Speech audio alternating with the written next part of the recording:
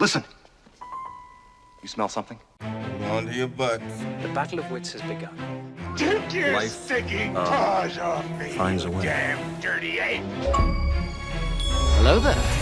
This is Sparta! You're a wizard. Yes, they deserve this. I hope they burn in hell! Take a big step back and literally Fuck your own face! Do or do not. There is no try. Beetlejuice. You ever dance with the devil in the bed? I'm your huckleberry. Beetlejuice. Thinking what I'm thinking, bro. Hallelujah! Aim for the bushes. Holy shit! That doesn't make sense. Where's the I Tylenol? believe the common denominator of the universe is not harmony, but chaos, hostility, and murder.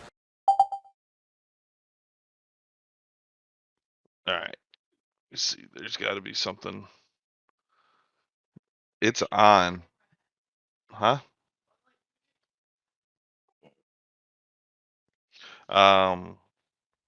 So yeah, I don't know what's going on with the mic.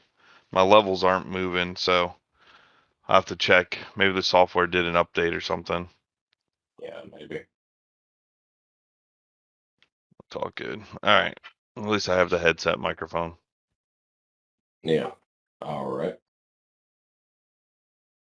You wanna do the intro today? Absolutely. Let me, let's la la la la la la.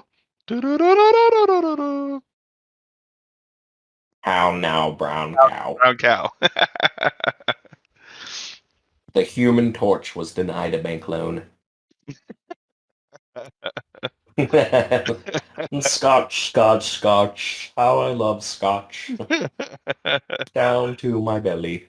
Oh, whale's vagina.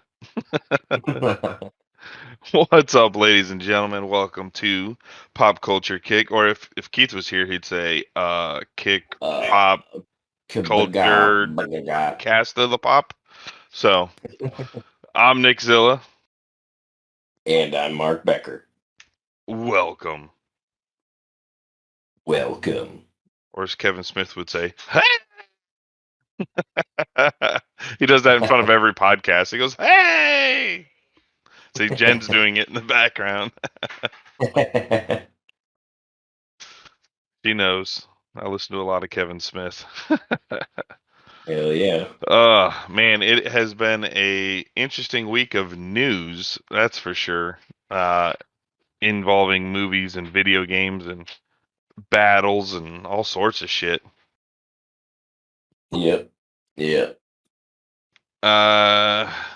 Well, I guess. Well, let's start out on a positive real quick. Did you watch? All right. Did you watch Prey yet? No, not yet. But it's on my list of things to do. Fuck, dude, that movie was good. That movie That's what I've heard. It's Hulu's biggest release ever in the history of Hulu. Freaking Predator movie. Like, Predator movies have been a joke the last, 10 years. Yeah. And, yeah, from what I've heard, I mean, there are a lot of people that are calling it, their favorite Predator movie. The first... Part 2 was, my favorite, because I loved Danny Glover, Danny Glover, yeah, running through the city.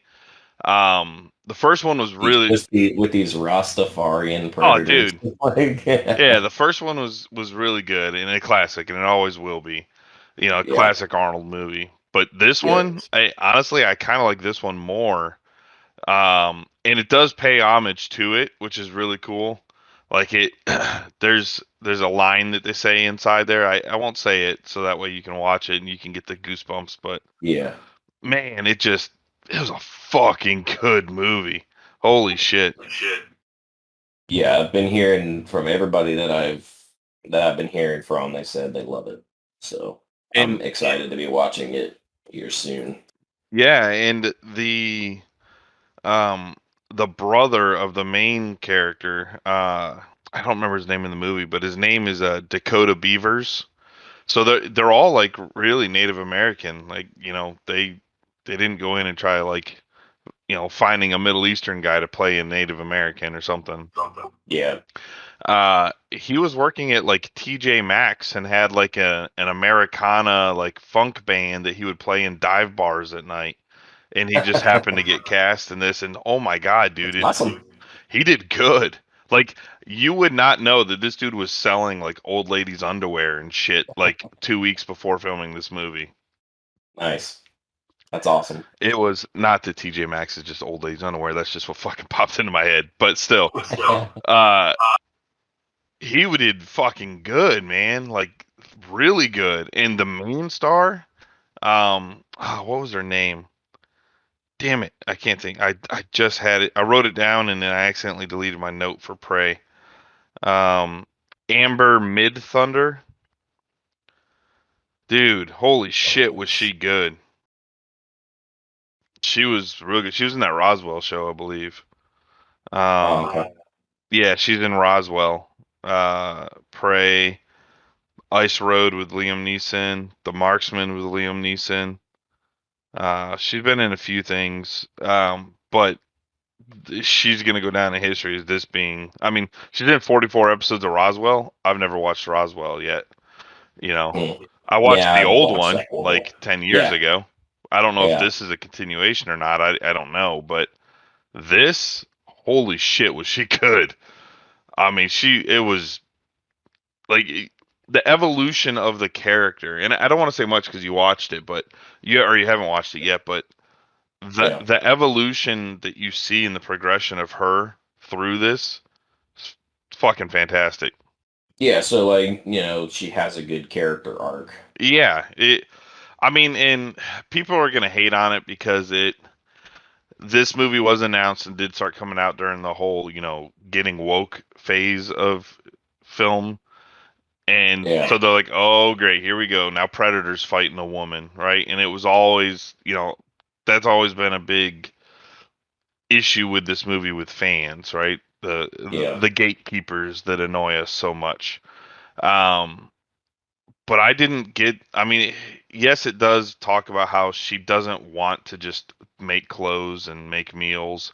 She wants to hunt, right? But to me, that doesn't feel like that trope or that getting wokeness as much as others have. Like that's very plausible. They're in a warrior culture. They're in, she wants to be part of that. And to me, that didn't feel woke. Often in movies, like it is, often in movies it is a little bit of a trope, but it's not necessarily like a woke trope. But like, often in movies, the little girls will idolize their dads. Exactly. They want to be like their dads. They want to do what their dads do because they see that he is, the main, you know, the main producer in the family. He goes out and hunts. He does this and he does that and all that stuff. And then they want to. Oftentimes, they want to, have like a stronger bond with their dads. So it makes sense, in this context of them being a, hunter gatherer type of tribe, warrior tribe, that the daughter's gonna look up to the father and idolize the father for providing. Yeah. And I mean, there's a lot of real life instances of, women who have done, who's gotten into career fields and different types of non-traditional fields that, women don't tend to get into because of their fathers. Exactly. And so it didn't, people were hating on it right off the bat because they thought it was just going to be all that, Hollywood media stuff that's been going on with all the movies and stuff recently. And we need to cast a person of color or a woman in a principal role instead of just letting casting directors make the decisions on. Exactly. And writers make the decisions on what they want their characters to be, who they want their characters to be. A lot of times scripts, unless there's like a specific reason, a lot of times scripts don't even, say anything about someone's race or anything like that. They leave that up to casting directors. Yeah, I've looked at a lot of scripts and they never mention, You 5 could play. foot. I mean, you could cast whoever you Yeah. want as long as they're talented and they can and they fit the role, right? Well, I mean, that's why they're looking at S John. Oh, God damn it! I just blanked. The Gus from Breaking Bad for Professor X, Oh yeah, yeah, yeah, right? yeah. Like it Yeah, John doesn't Paul have to Lewis be. would be the Yeah, yeah, yeah. it doesn't have to be an old white man, bald white Yep. man, right? Like, What? fuck, Yeah, dude, exactly. can you imagine him as Professor X? Holy shit. Yeah, yeah. We We talked talked about about it. this in the Oh my last god. episode. The guy's an amazing Well, actor. He and has he's a very distinct face and voice and all that. And yeah, I think he'd be a great fucking Professor X. and he said I watched he was doing a panel, and on the panel he said that we talked about Magneto, we talked about Professor X, we talked about other roles for him to be in. He's in active Yeah, negotiations for a role, and he says the one I yeah. want is Professor X. I'm like, He's fuck good. I yeah, mean, bro. You are going if to be I'm the leading casting the X-Men? director, if I'm the casting director in that movie franchise, he's it. He's got it. Yeah. Um Oh god, dude, that would be so awesome. So back to Prey. So it was directed by Dan. What the fuck's his name? I just had it written down. Dan Trachtenberg, right? Trechen. Oh yeah, yeah, The yeah. guy who did 10 Cloverfield Lane. Um, so I watched the movie twice. I watched it in the English, and then I went back and I watched it in the Comanche, and Yeah. with the subtitles. And dude, the subtitled version in Comanche was really good. It adds a whole nother element to it, because some of the stuff that they say in the American version, you're like, they didn't talk like that back then. Sometimes, right? Some of the things, Yeah, like yeah. Some of he. the idioms that we use Well, nowadays and stuff like yeah. that. There's like a part where the brother says, "Bring it home." Right? Let's bring it home. Right? Like, let's finish this. And that's, to me, that's not a term a Comanche would have Right. said That's back a in phrase. Yeah. 1700s. Right. Yeah. Yeah. So, That's more of uh, a modern type of phrase. Yeah. but in the Comanche version, it was a little different. So it was pretty cool. I really enjoyed. I'm glad I watched both versions. So that way you get like the two different levels of it. But you got to watch it, man. It was so good. Yeah. Um, Okay. all right, go ahead. What you got? Well, I want to start off first. We'll talk about Rust and Uh, the investigation. Like it's going. The FBI is still investigating oh, um, what happened there. the one with Um, Alec Baldwin, right? yeah, they're starting to finish up on the forensic reports of that. They still haven't brought about any charges or anything like that.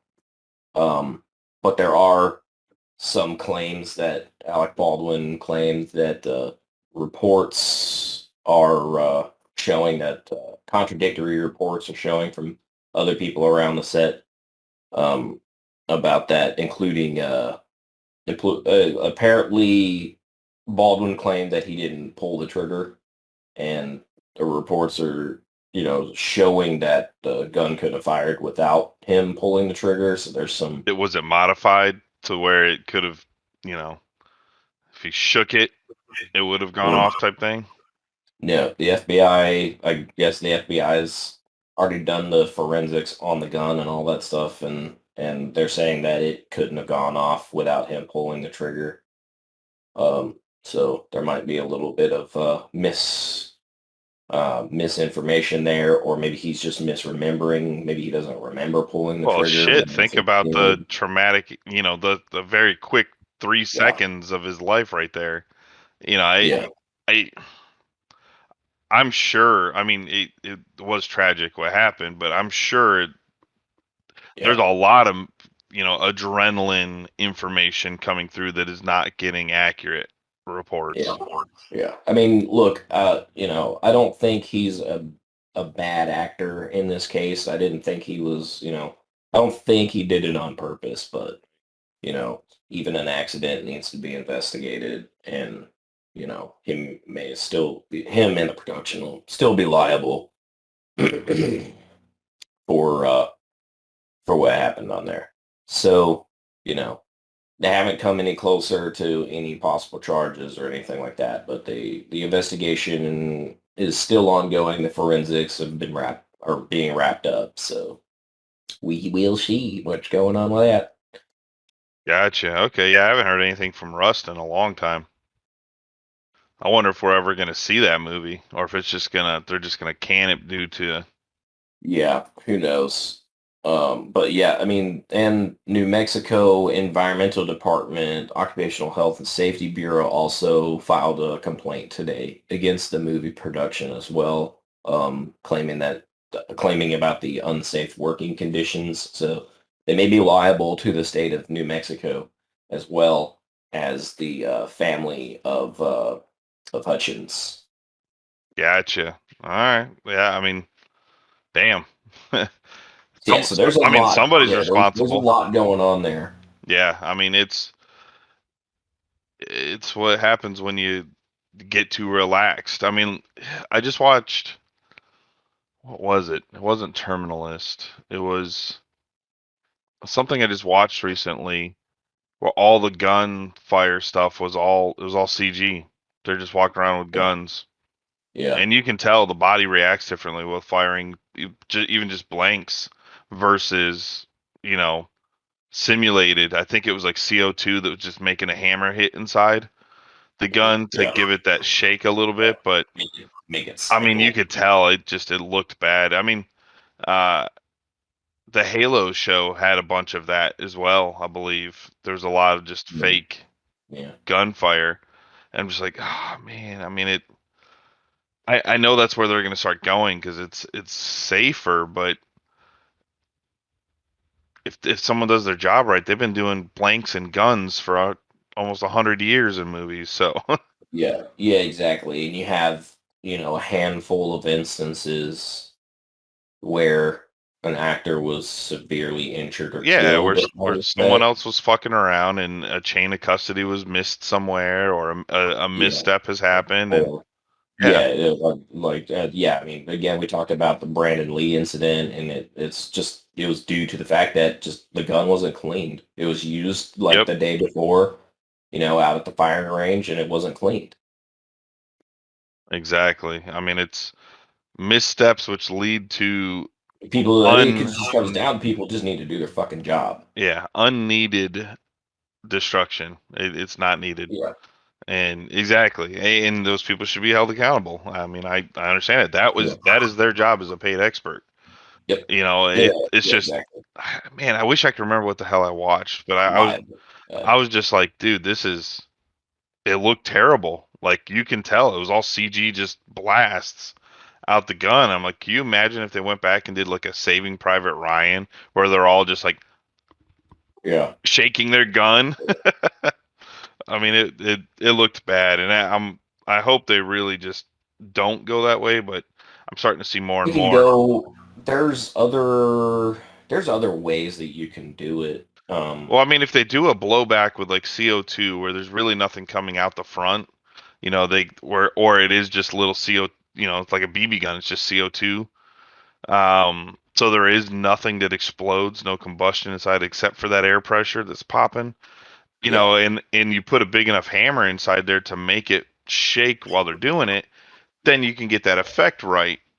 Yeah, we had in the Navy we had we had special Berettas that were made with lasers. Yeah. And they also simulated the cycling and everything like that. So it was pretty accurate when it came to how the gun would cycle and how the gun would feel when you pulled the trigger on that. So the simulation can get pretty accurate as long as you have someone that knows what they're doing, ballistics experts and gun experts that could dial everything in so that it does come out accurate. Because an M9 is gonna kick a lot different than a 50 cal Desert Eagle, which is like the go-to favorite for movies.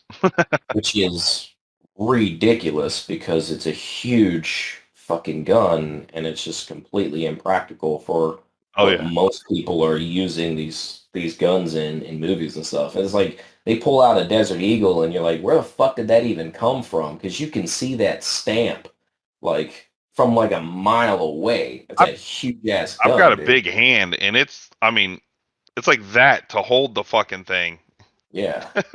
It's not a pistol where you're putting your fist around it. I mean, you're like full on, and you know, I mean, they do make smaller ones, right? You've had a Baby Eagle, and you know, that's like the go-to favorite gun for movies. That and 1911s, you know, because they're just the way they look. So well, 1911s are just so ubiquitous anyway. Yeah. But yeah, I mean, when you see like an actress or something like that with like, you know, a giant fucking Desert Eagle in her hands. Well, yeah, like the Matrix with Keanu, he's got like two of them and stuff and firing. It's like, you know, it's like, dude, shit, that would be the sex would be knocking her fucking back. Be knocked off her feet. She's tiny, you know. Oh yeah. So yeah, the investigation on the shooting incident on the set of Rust is still ongoing. The FBI is still doing their due diligence on that, and we'll see. You know, only the coming months, maybe. I mean, maybe even couple of years, it could take for them to wrap up and possibly bring charges on whoever they deem liable. Yeah. Okay. Let's see. What do we got? Did you see that Anne Hesh stuff going on? Yeah. I heard about her. I had seen something that just popped up like a few days ago about how she was in the hospital after crashing into that woman's house. Yeah. So, have you seen any of the video? No. So they've got like all the Ring videos of her doing like 100 miles an hour through a neighbor, like full screaming. It sounds like a bottle rocket, just and you see her just flying through and through this neighborhood. And I guess they still don't know what was the issue. Like, was it drugs? Was it alcohol? Was it, you know, just a mental break? Was she just, you know?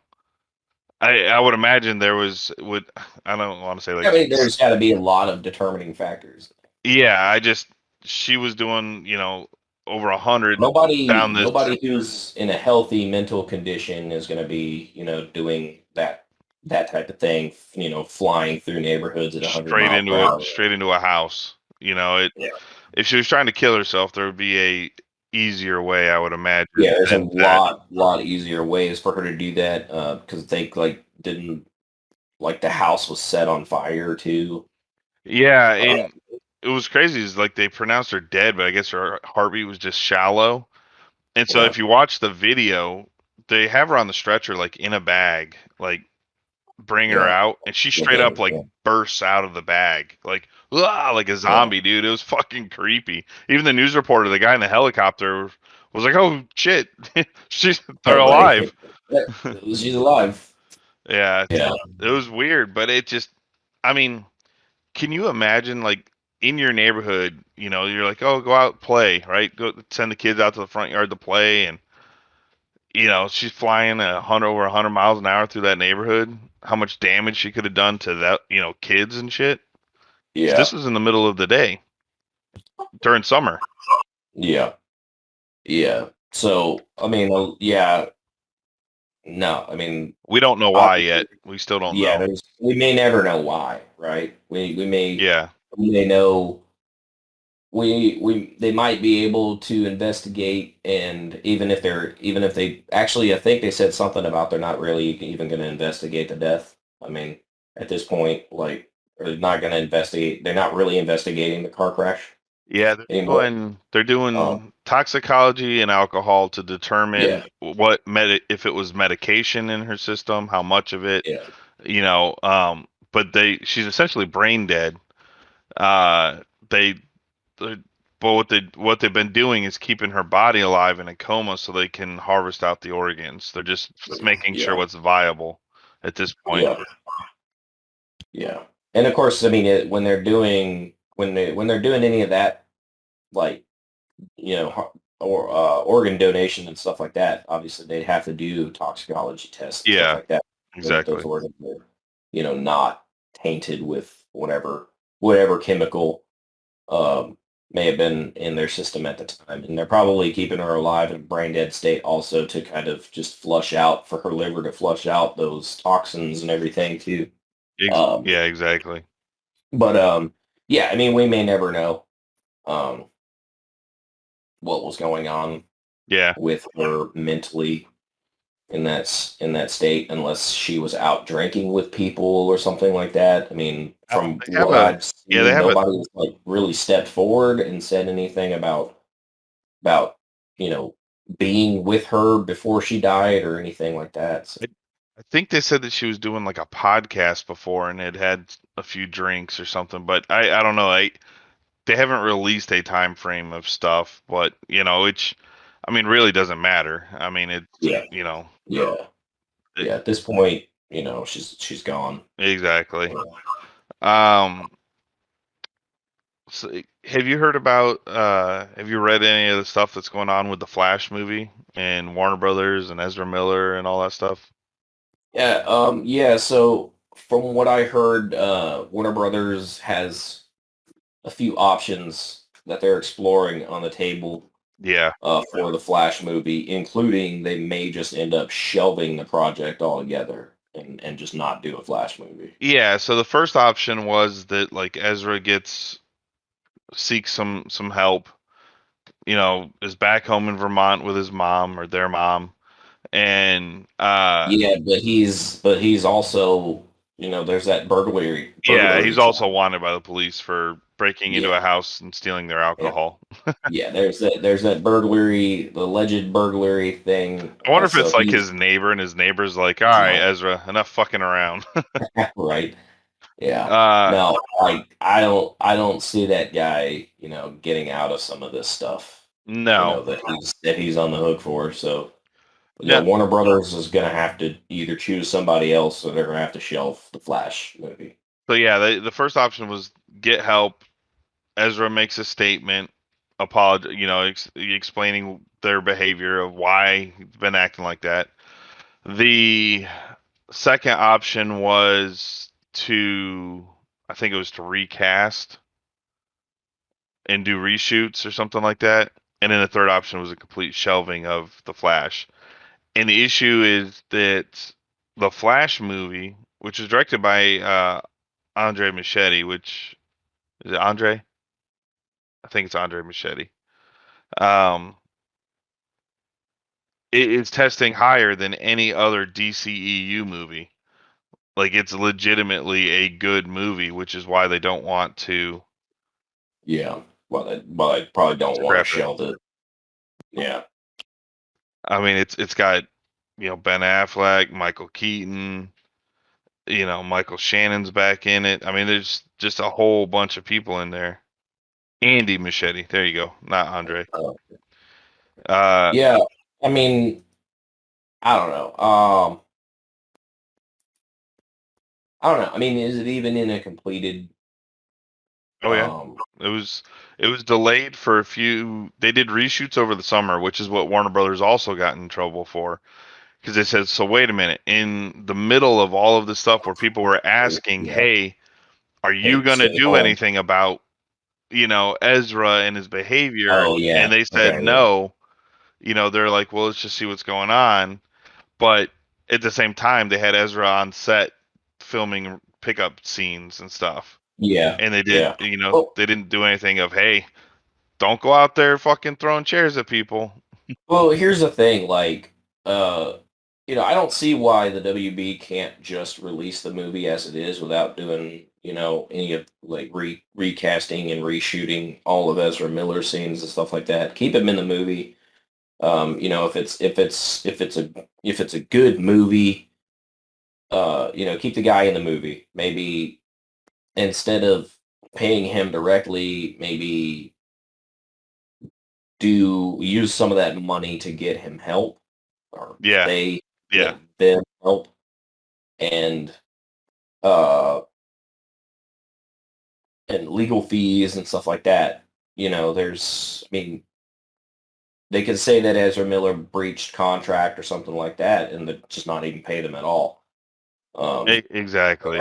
A viable option, whatever kind of contract Ezra Miller had with Warner Brothers, could be null and void. I mean, that's so who knows? I mean, if it's already finished, fucking release it, put it out there. well, I mean, that's the same. Warner Brothers under a lot of fire right now because of the whole Batgirl thing. Because that was Michael Keaton, Brendan Fraser. All them were in that movie. That movie was done, ready to go. Well, I'm sure they still got paid. Like they're obviously not going to make anything off the back end. Nobody's worried about their paychecks of that. They're just like, hey, we've been seeing all this stuff. We want to see Brendan Fraser as Firefly, and shit happens. It'll never come to light again. If they cut this one, it's a different thing. It's not for tax purposes. They would do it because they would say people won't go to the movie to see because Ezra's in it. I don't necessarily think that's true, though. I don't either because nobody's calling for that. People aren't going to go to a movie just because Ezra Miller's in it. No, people are more in line to not go see Aquaman because of Amber Heard.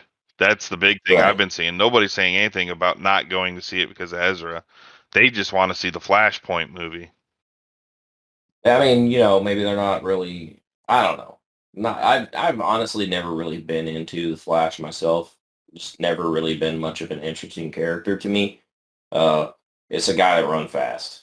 Like, at the end of the day, that's kind of a shitty superpower.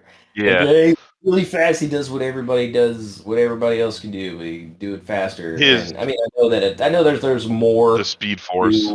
I know there's more to the Flash's power and all that stuff than just running really, really fast and everything. But at the end of the day, it's like he's got Superman matches his speed. Exactly. He's not even necessarily like the fastest runner. It's the other stuff he can do where he can like vibrate his atoms through walls and shit. You off really fast. Get some serious rug burn. So yeah, it's a bummer because Andy Muschietti, he did both It movies, which were amazing. He's got a style and an eye, and apparently, like I said, this movie's been testing so well that it's surpassing all the other DCEU movies. Yeah. That have been theatrically released. So, yeah, we'll see. Oh, I mean, it's WB's property. They can do whatever they. Yeah. Well, now it's Discovery's property. Yeah. But yeah, either way, I mean, it still shows up as Warner Brothers as distributor and all that shit. It will be. It's still WB. So until they do like last week, where you said that they were going to be doing the DC films and all that stuff, where they're going to make their own. And I think, honestly, Warner Brothers still probably going to distribute it anyway. Distributor. And honestly, what they can do at the end of this, because this movie was supposed to be like a stepping off point. So, because Flashpoint's where he goes to a different, timeline. Timeline. And, which is where we go from Ben Affleck's Batman to Michael Keaton's Batman, right? He ends up in that world. And, they can just go back in and have it where he comes back, Flash comes back, and it's in a different one, and it's a different Flash, and then bam, there you go. Yeah. And that was the thing, that the only thing that I was gonna say about that the issue with, going ahead and releasing the Ezra Miller is, if they're not gonna keep Ezra Miller as the Flash going forward, then you're gonna have a continuity issue with that. But yeah, like you just said, you could put him in that other dimension, that other timeline, and he could look completely different.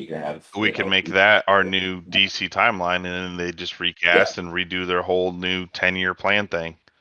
Which Warner Discovery is also like the employees at DC and the employees that make these movies. had no idea about any of that when he announced it. They found out on the internet. They're like, "What the hell are they talking about? We have a plan. We've been working on this plan for years, building up to and trying to fix." And because Warner Brothers said, the Whedon version of Justice League is there. They're like, "That's our theatrical. That's our world. That's our Justice League." And the guy in charge of Warner Discovery says, I think Zack Snyder's Justice League is better. That's the one we're gonna make as our continuity for our main universe, right? Because that's the one that I get that. I see that. Go with the better version. yeah. Well, I mean, and that's the one that Batman vs Superman and Man of Steel and all these other movies are all based along those lines, not the Whedon cut. Yeah. Which makes sense, but if in fans, all those Joss Whedon fans who've been sucking that dude's dick for fucking years, no, he's a toxic guy. Oh, he's been canceled. He's a big piece of shit. Yeah. So the issue, not for like some dumb bullshit either. Like, no, he's a legitimate asshole. Toxic fucking asshole person that mistreats the people that he works with. So yeah. Yes. So the issue they're gonna run into is the DC fans like the DC movies, right? Critics don't usually get into them, right? But they're fan wise, they usually do very well. And so they want to reboot everything. So now they're going to have to go against this uphill thing of, okay, everyone loves Ben Affleck as Batman. He keeps coming back, even though he's saying he's never going to do it again. He's come back like 3 more times to film more scenes. So either he really likes it or the paychecks are really good. Yeah. Right? And it's, Momoa loves being Aquaman. He has fun, which he just gets to be a party dude pretty much through those movies. He gets to play Jason Momoa. That's exactly right. Like, he gets to play himself, or at least the public, his public version of himself. Yeah, of himself, which that's cool. I mean, I'm glad that his star, rose in Hollywood like that, off of those roles like Conan that he did and Aquaman and all that stuff. Speaking of Conan, they just put out a statement today about Momoa and the director talking about how shitty it was to work on that movie. Not like with each other, but like the conditions in the desert and all that stuff. Like they said, it was like one of the worst things they've ever done.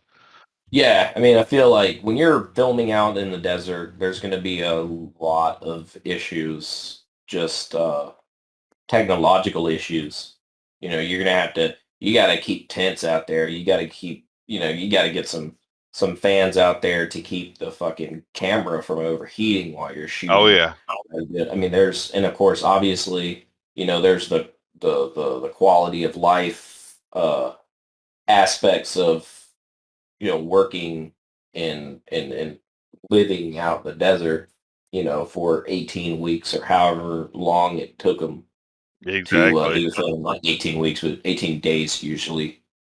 They'll usually do full days depending on the schedule and the run length of the film and everything. But yeah, I mean, yeah, dude, yeah, filming in the desert would be shit. It's bad enough. It's bad enough. I hate going to I hate going to the fucking beach because it's hot and sticky and sandy. Can you imagine sitting out on the fucking desert for 3 weeks filming from sun up to sundown every day? yeah, that would be redonk, man. That would be redonkulous. I love that Conan movie though. But yeah, that was a good Conan movie. It's fucking brutal movie. I still love the 2 Arnold Conan movies, but I think Jason Momoa did really well. I mean, I remember Jason Momoa from like Stargate Atlantis, like back in the day when he was like an unknown guy, unknown person doing fucking Canadian sci-fi. So, like it's cool. I'm happy for him. I'm glad that he has gotten the notoriety that he has gotten because he seems like kind of one of those genuine guys that really deserves that. Did you see there was a video that came out of him on an airplane? He was on just a regular passenger plane, And he walked around with a soda cart, like handing out people's drinks and shit. He's like, "Hey, let's go That's around." cool. Yeah, that's what you do when you're fucking that famous, right? You don't treat people like shit. You don't treat your assistants and stuff like that like they're garbage and Well, get me this and get me that yeah, and fucking all you're this not a stuff. Like, better person than yeah, the next person. You're just yeah, famous. yeah, exactly. You're just more well known, and I think that's a major issue. Not and not everybody's like that.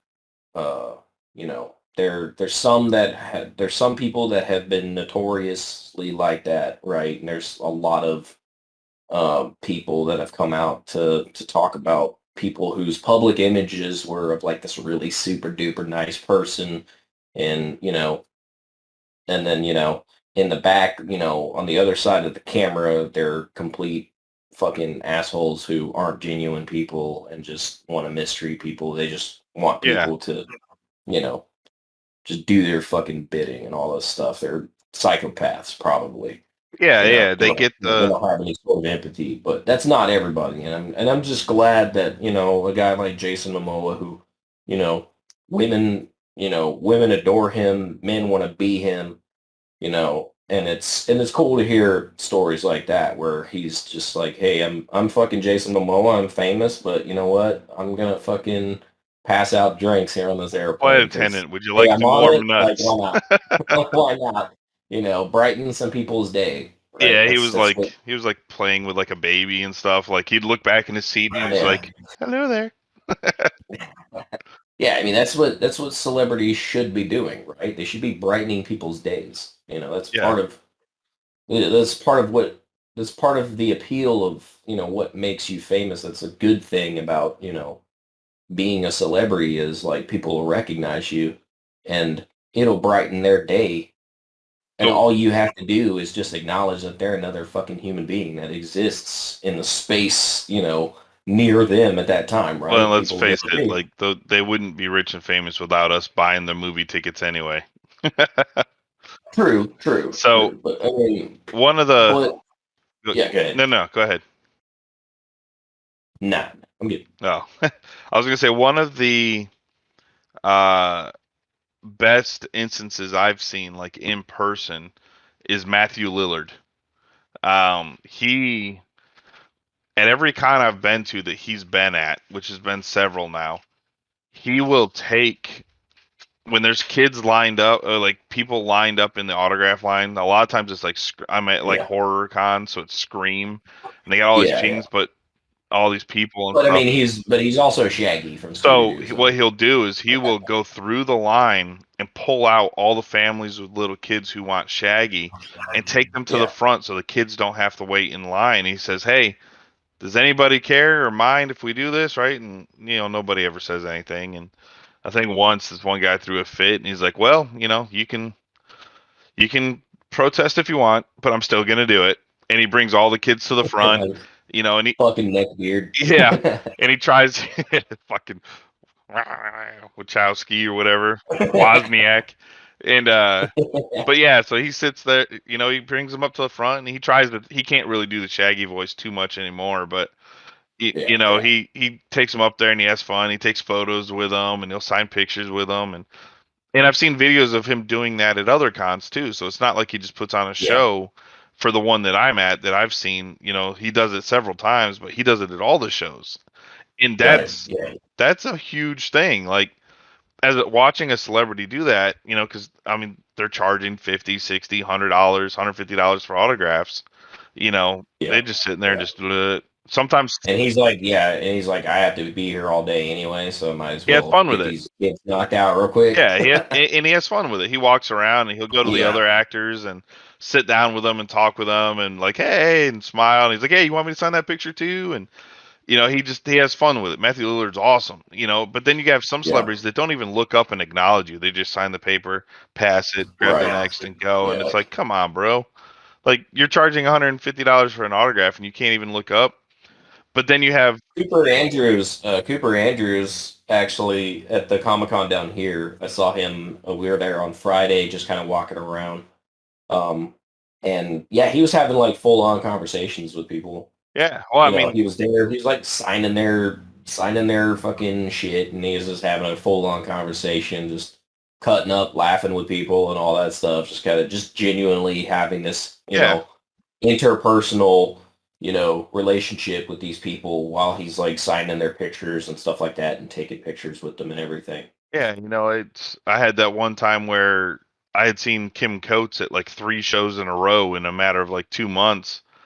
And he's like, "Hey, Nick, you keep saying that your dad's this big fan, but you haven't brought him to come see me yet." So he had me call dad. He called dad on my cell phone and was talking to him. Yeah, I remember. Yeah, I remember when he Dad was told me all about that. Yeah. excited, and it Yeah, was right. And that's the thing, right? Like, just by talking to Kim Coates on the phone, Dad was like super happy, like it brightened his day. yeah, and What celebrities can do, like that's the good thing of celebrity is like you could give these people these positive emotions. Maybe they're having a shitty day, right? Maybe somebody on that fucking plane was having a shitty day, thinking about fucking killing themselves, and then Jason Momoa fucking hands them a fucking Coke, and they're like, oh man, like holy that's shit, that's awesome, called right? Drogo. Like that's so cool, I want to be your right? moon and stars. Call me Khaleesi, I'll be your Khaleesi. right? But like that's the kind of impact that people like that could and Absolutely. should have Y- Yeah. with people. I've seen Michael Rooker do it. I've seen uh you know Oh yeah, Mary Poppins. I've seen I went up and I talked to Robert Englund, right? Freddy Krueger. And he just wants to talk to people, man. Like Yeah. it when I got an Well, autograph. he's an old guy, so Yeah. he's You know, he's at that stage in his life where he doesn't really have to work or anything like that, so he can be old and just like tell people stories and shit about being on set of like of the movies and all that stuff, yeah. Nightmare on Elm I Street and shit. I'm sitting there talking to him, and I'm getting the picture signed for Dad and for his wall, and we're sitting there talking about, he was talking about an upcoming project that he's doing a cameo in, and he's like, "Oh, here," and he has a card for it, and he signs the card, and he's like writing all these sentences. Go to this website and check this out and do this, and his handler is like, "You have 3,000 people in line. Let's move it on." Like, come on, Yeah, right. right? He's like, "Oh, okay," and then the next person We comes only up. have 3,000 hours. And it's like, well, I hope your assistant's ready to say that same line every person, because every time, because Robert Englund is always at Texas Frightmare. He's always there. Yeah. Well, you've had lunch with him, right? Yeah, and yeah. Yeah. And so he's just always like that. He just talks all the time to people about, he loves telling his story, and it's awesome. Um Yeah. what's his name? RoboCop. Oh, Peter Weller. Peter Weller, same thing. I met Peter Weller years ago, and when I went up to get his autograph, I was talking to him about ancient Rome, because he he was on the History Channel doing Yeah. a thing about ancient Rome, because he's big into history and all that. I think he's got a degree in like ancient history or something like that. But we were just sitting there talking about ancient Rome and how cool it was, all this different stuff. And I was like, "I saw you on TV," and he's like, "Everybody's seen me on TV." I'm like, "No, no, no. I meant like regular TV, not a movie. I saw you on the History Channel." And he's like, "Oh." He's like, "A cultured man. I like that." Yeah. So yeah, Yeah. it was cool, man. In seeing I don't remember what we were originally talking about, where we ended up getting to Conan and Momoa, but Yeah. we went on a tangent. But yeah, Yeah, a little bit of a tangent there, but it is cool to see those videos of, you know, I'm sure speaking Jen would of, love to have Jason Momoa on the airplane handing out the drinks. right? Yeah, exactly. Yeah, exactly. That one, yeah. So, I mean, speaking of like, actors that seem like pretty cool fucking people, Carl Urban, again, in a recent GQ interview, breaking down like some of his iconic characters and stuff like that, said again, I've met him that was twice. something we've known about for years, that he would like to, play Judge Dredd again. But he also had said in the interview, just as long as he keeps his helmet on. But Well, yeah, he he's been wanting for 10 years or however long to make this damn sequel. Like, and he said, he's like, even though you can't see my face, he's like, I feel like there's such a range, and he portrays so much of it. Well, I'll let you read the article, but yeah, I mean, that Dread movie was fucking amazing, fantastic. He loves the character so much. He loves the world so much. That isn't he Dread even British? said he even wasn't it made? Isn't like 2000 AD comics or something? Isn't that a British thing from a British magazine? I think it. Yeah, I think so. Yeah, so he probably fucking grew up fucking reading it. So he's in love with the character and the world and all that stuff.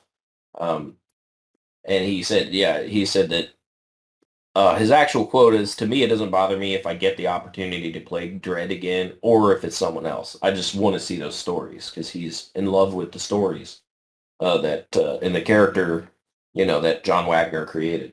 Yeah. And that they did, in the comic books and everything. So he doesn't care if he gets cast as Judge Dredd again. He just wants people to fucking make the Judge Dredd movies. He wants to see those iconic stories come to life. And I think it made decent money. Not no 700 million. It wasn't a blockbuster. It wasn't great. But the following and the fan ratings and all that stuff is what's huge. And if I remember correctly, they were supposed to be making a sequel and a Netflix show that followed like the girl from the Dredd movie or another cop in the Dredd movie, and he would just play as a, he'd come in and be just kind of be a side character. Yeah, you just kind of see, oh, there goes Dredd. He's on set for a day, films all of his cameos, and he's done. Yeah. Okay. So, yeah. No, it didn't go anywhere at the box office. No. The budget was 50 million, and its domestic gross was 13.4 million. Yeah, if I remember, it didn't. Its worldwide was 41 million. So I mean, it didn't even make back its production budget. And usually, to be counted as a success, it has to make back at least double its production budget. Yeah, to get into the black and actually start making. I wonder what its total income is, including media sales, ancillary markets and stuff. Yeah, I don't know. But usually, even then, yeah. I mean, box office is what drives it. Like, and the theatrical release is what drives it. Ancillary markets like DVD sales and stuff like that, those come after the fact. And they usually, if it doesn't do good at the box office, it's not going to take off, even when the merch sales come back, even when the ancillary markets come back. It's lost. Yeah, there's been a few instances though where DVD sales have, and fans have been able to get it back, like Riddick, right? The first Pitch Black movie. Sure. Right? Yeah, that was all based on media sales and fans. But that's exceptionally rare. Yeah. I mean, look, these movies are a business venture. Unfortunately, they're a business venture, just like any other fucking corporate project and stuff like that. And when business ventures, aren't able to make any money, they're not going to necessarily take the risk on it unless somebody comes along that's willing to put up, more money and just take another risk on that. You gotta think about these old people in fucking Hollywood that are financing, and now it's these fucking corporations in China that are financing most of Hollywood's movies. They're kind of, they don't want to take on a whole lot of risk. They know there's some inherent risk, but they need people attached. They need names attached. They need a good script attached in order to, really get that production budget. And, they just handed over, like, for instance, for the Dread, they handed over $50 million to make that movie, and it didn't even make it. It didn't even make that back. They took a loss on that. They took a big L on that. Yep. And, what are they going to do? Hand another 100 million just to risk it again? Well, and I wonder if the cost was probably more than that too, because I think that Well, they yeah. had to acquire the rights to the Dredd franchise too. So normally the production budget is usually, you know, however much it takes to produce that, which that would include paying your actors, paying your below the line people. That would also be acquiring rights to the IP. franchise. Also, you have, that also is supposed to be, paying, you know, paying for the script, however much, you buy the script and all that stuff. All that production budget and all that stuff does that. Then you have the marketing and advertising, which is usually about as much as the actual production budget itself, which is why the little rule of thumb in the box office is double its production budget, then it starts to make money. It's because of that advertising and Yeah, marketing stacked on top of the production budget. exactly. So yeah, you don't make back. I mean, if you don't even make back the production budget, that's a huge loss. This makes you think that look at, like we were talking about Prey and Netflix and all these original productions they make, like, do they really get that many new subscribers to pay for those movies? Yeah, Like that's why they're all right. taking losses. Yeah, exactly. That's why. Yeah, that's why Netflix, almost lost 1 million subscribers the last quarter. Is because people are starting to go to other streaming services, or they're starting to get sick and tired of Netflix raising their rate and all that stuff. So you may have a lot of great properties that are being released on Netflix that aren't going to be successful because Netflix knows they have the data. They know what people are watching Oh yeah. on the platform. How many hours of each And show and each episode, and then they yeah, they analyze that episode to see, okay, what's the most watched parts, and yeah. exactly. They and and and the people that actually own those IPs obviously get a little bit of a cutback from Netflix based on how many viewers and how successful it is on their platform. Yep. But yeah, it's hard to do when you're losing like 1 million subscribers, and it's like, where's that money coming? Where's the money going now, right? Like, where are you gonna get that money for future projects? Yeah, I wonder now, with how successful Prey is and it's all over the media of how good it is and all that, how many people that didn't have Hulu have signed up for Hulu to go watch that, or to do a free trial just to watch it, or you know, I always wonder about, like, I'm like, how do they even afford this and that to do these things? And yeah, they're parts of other companies and they have Well, other stuff. they operate a lot. Well, a lot of these streaming services operate at a loss Yeah. until they're playing like the long game, right? Their their plan is to make that money later. Like, they're putting a lot of, like, that was Netflix's plan. They like to get all that original content and all that stuff. They were throwing money, throwing money around, acquiring licensing rights for, these big tentpole things, the Friends. Marvel They Knights fucking they were the only series, ones Friends, only ones all that had this stuff. Friends for the longest time. Yeah. Yeah. Seinfeld and all that stuff, like all those big shows and everything that they were able to stream on there, where they were throwing money at everything speculatively to make money in the future, you know. Exactly. All right. Well, again, I forgot what we were talking about. We went off on it We're again. talking about we're talking about Carl Urban Oh and, yeah, yeah, and how cool the celebrities were and all that stuff. Yeah, Carl Urban, I've met it several times, and it. I really liked him in that Almost Human show. It was really good. I yeah, really wish we would have got a second season of that, because that was fucking good. Pathfinder, the Viking movie, it was yeah, really yeah, that good. was a good And he's that's an a old, good like, he's from Hercules.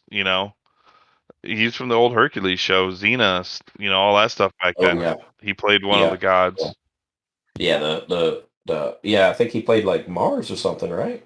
One of those, yeah. I don't remember. I Yeah. don't remember which one he played. Yeah, I mean, I haven't seen that show. I mean, fucking Kevin Sorbo, is that dude even still alive? Yeah, him and his kid have a TikTok. His son will do all these like questions, like millennial questions, and he does stuff, and it some of it's pretty funny.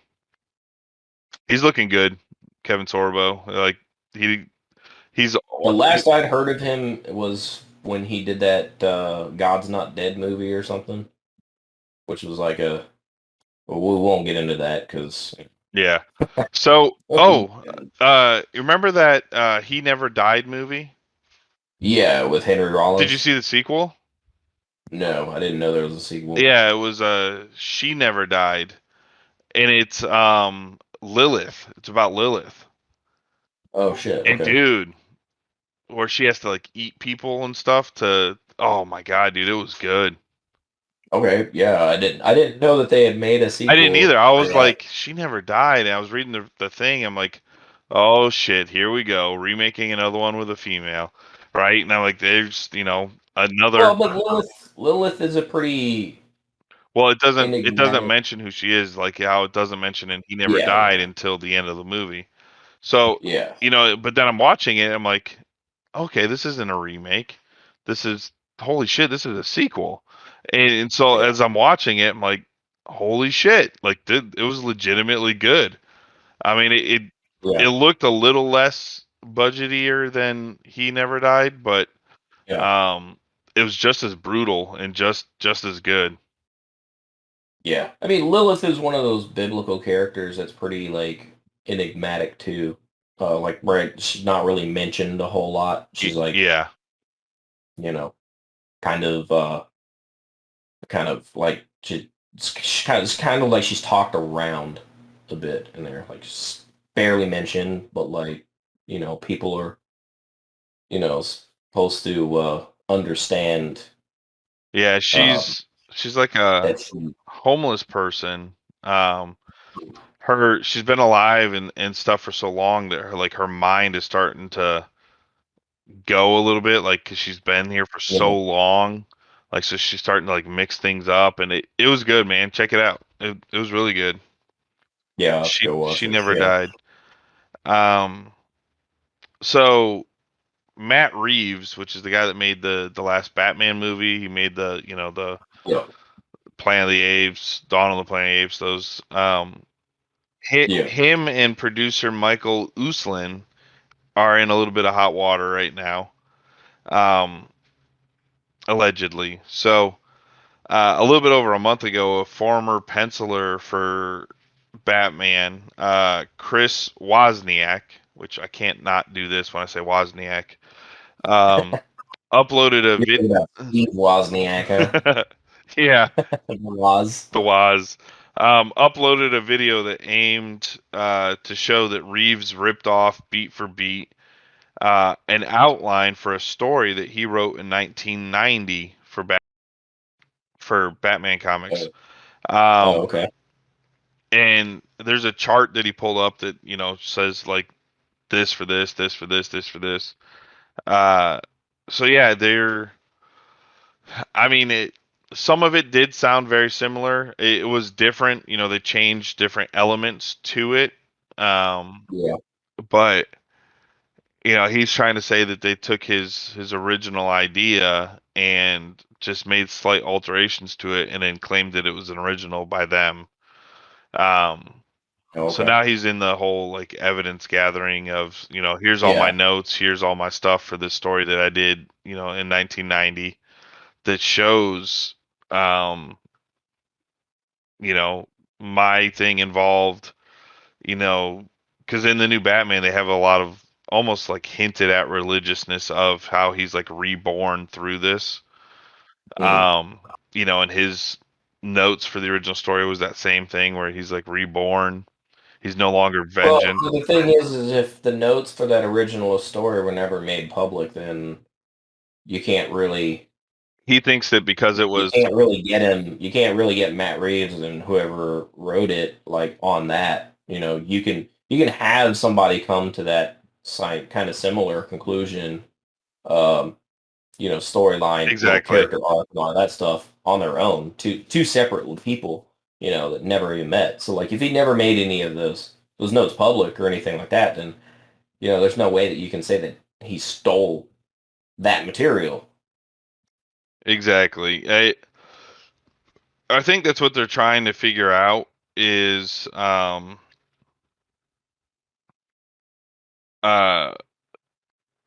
how was it public? Were those was because that producer Michael Uslan, I guess, has been a long time Batman producer for other movies, Yeah. and other projects, and maybe even the animated, which means that he might have had access to and to help with the story. So I don't know, that's what they're. It's only been like a week or two that since this has come out about that. So I'm sure that they'll look into it and see, because I mean, it's not the first time something like that's happened, and they've come into favor for the original creator. They've cut them checks, So Yeah. that'll be interesting to see. I mean, Matt Reeves is pretty talented. If it was something where somebody brought him a story and said, "Hey, let's run with this," you know, and he didn't, Right. And did he thought it was from them and exactly. not from these notes. So, Yeah. we'll see what they come of that, but uh, on But the thing is like I said, if all of that stuff was private and, the producer and writers and all that stuff didn't have access to it, then there's no way that they, could have known, that you can come to the same, two different people on, two different, parts of the world could come to, the same kind of idea, same kind of storyline, or same kind of conclusion separately on their own without ever even knowing that the other one existed. yeah, and so like I'm reading it off here. So like Wozniak's plot was Batman at the end of his career, and Matt Reeves was Batman at the beginning of his career. Criminal banking conglomerate. This one was organized crime syndicate, right? But it was the same thing that it was about. It was just a different who was Well, I running it. mean, those are the same things, right? Yeah, Giant corporation and fucking criminal syndicate, or like essentially in the real world, they're the same fucking thing. yeah. Complete systematic corruption funded by banks was Wozniak, and then in Matt Reeves was complete systematic corruption, which by banks, which was through the Well, I renewal mean fund. So I mean, that's Gotham. That's fucking Gotham, though, It, right? Like, and so that's what people are saying is like, I understand that, you're saying line for line, but a lot of what you're saying is is just general over Batman. 100 years of Batman almost, Yeah, yeah. that's what I mean that you look at fucking Chris Nolan, where they have that where the Joker goes in and burns fucking takes you all the know money and then burns it. burglarizes that fucking bank that's Yep. connected to the fucking mob. So like that sort of stuff. Those Is those types of Batman. concepts and stuff like that, you can't copyright any of that shit. So like this one is one of Wozniak's was that Riddler grew up in a commune, like a surrogate family commune, and in the Batman, he grew up in the orphanage in the Wayne's surrogate family home. Yeah, well, I mean, so did yeah. I mean, So again, that's not that's what it those is. are Yeah, I mean that's what they're trying to say. It says Armageddon for everyone in the world. This one was Judgment Day for everyone in Gotham. Biblical global plague. This one was biblical flooding.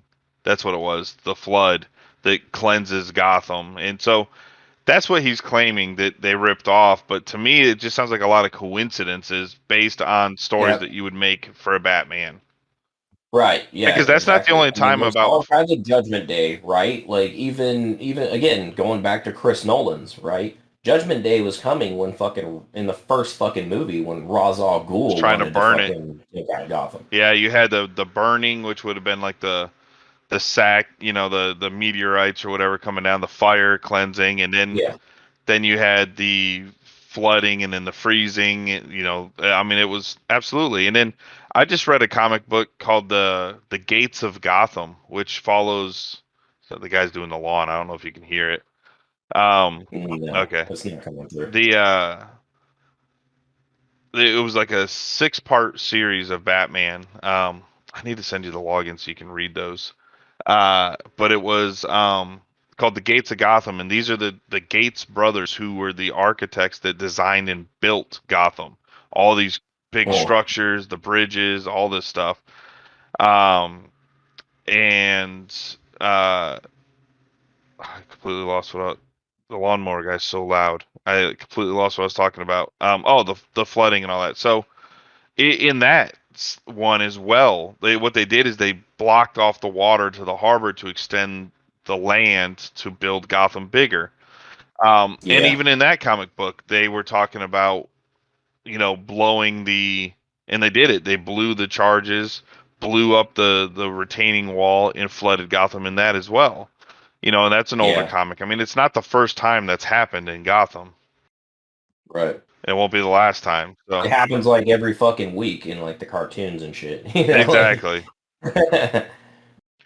Yeah. So none of what you read off on there was anything that hadn't been done before, that was unique in any sort of way. So that guy really doesn't really sound like that guy really even has. He's stretching a leg to stand on. Yeah. He's grabbing at them straws. Yeah. Also with Batman, it still hasn't been greenlit for a sequel, even though it made like $770 million. Warner Discovery still. They're working on the Joker too, right? With Lady Gaga. Yeah, there is a Joker 2 that's been greenlit and filming. Aquaman 2's coming. There's a few other little projects. They said Peacemaker season 2 is going to come, which fuck yes, I was hoping for that. But they haven't greenlit Robert Pattinson's Batman 2 yet.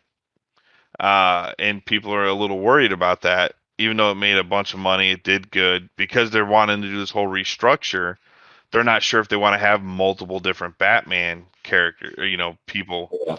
Which I'm like, dude, like. Oh, I mean, the thing about it is Robert Pattinson is such a great fucking actor.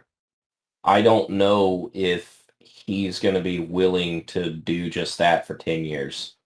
Well, so he signed on for 3 movies. That's his contract, and he. Oh well, that's like, I mean, shit, that's like 27 years then. Yeah, and he is a big he is a big Batman fan. I mean, he knows his shit about Batman. He wants to do it. It's just he can't put off all the other, Oscar-winning movies he's going to end up making, to keep holding for Batman. And same thing with Matt Reeves. He's talented. He can't just sit there in limbo waiting. He's going to move on to another project, and we're never going to get more. Which, if they make it standalone, then fine. Like we thought Joker was going to be. It was a great movie. I fucking loved it, but they haven't greenlit it, which means that it hasn't been put into the Warner Brothers budget yet. There's nothing there saying, "Hey, here's $200 million allotted for Batman." There's nothing in the budget for Batman yet. So, well, I think maybe they're playing it safe and they're going to try to see how the DCEU kind of ends up, and then it'll probably get a budget come the reboot. Yeah.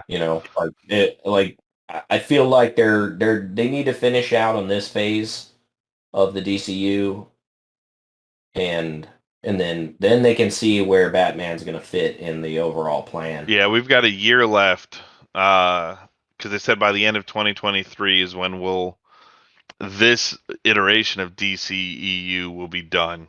It'll be anything from after 2023 will be the new regime's version. The new 52. And I think the only one they said that was going to go between them, because they haven't put anybody in Black Adam that's not in the other movies. So I think Black Adam is the only one that's going to continue past.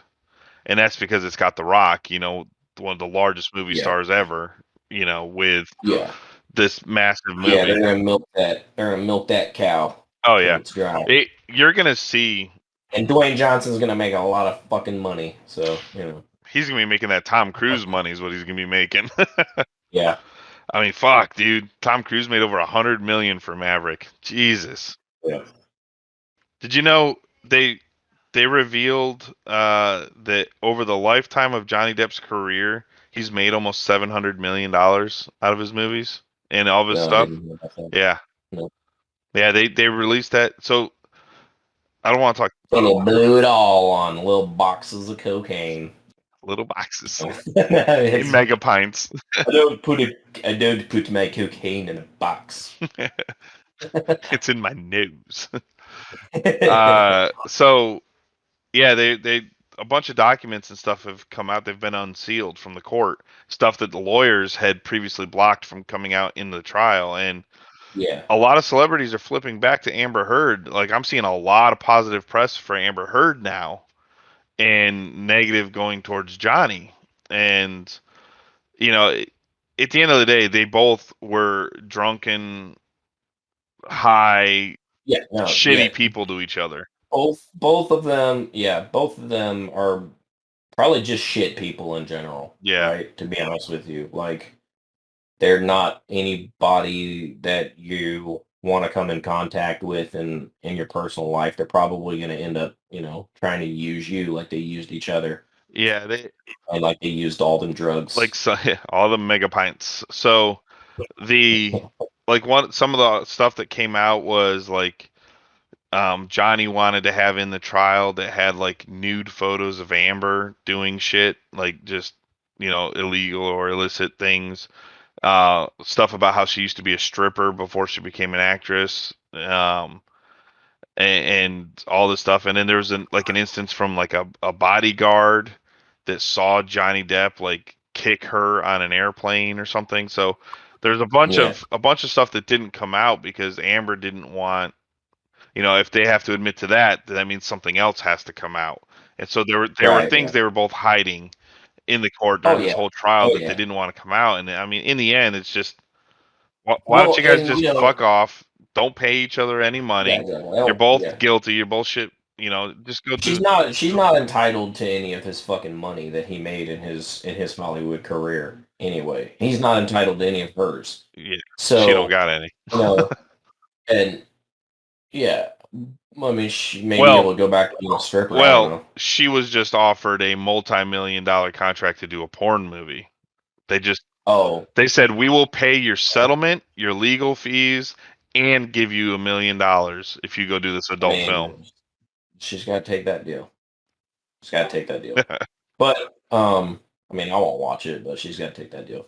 But you know, uh, the problem is during both of these cases, because I know they had one in the United States and they had one in the UK, and the problem is the public perception possibly could have ruined this case because it's so public, because everybody knows who Johnny Depp is, and of course everybody's gonna stan over fucking Johnny Depp, no matter how much of a bad actor he is in this context. I'm like not saying that he's a bad actor, but I'm saying in the context of the cases and all that stuff and his relationship with Amber Heard.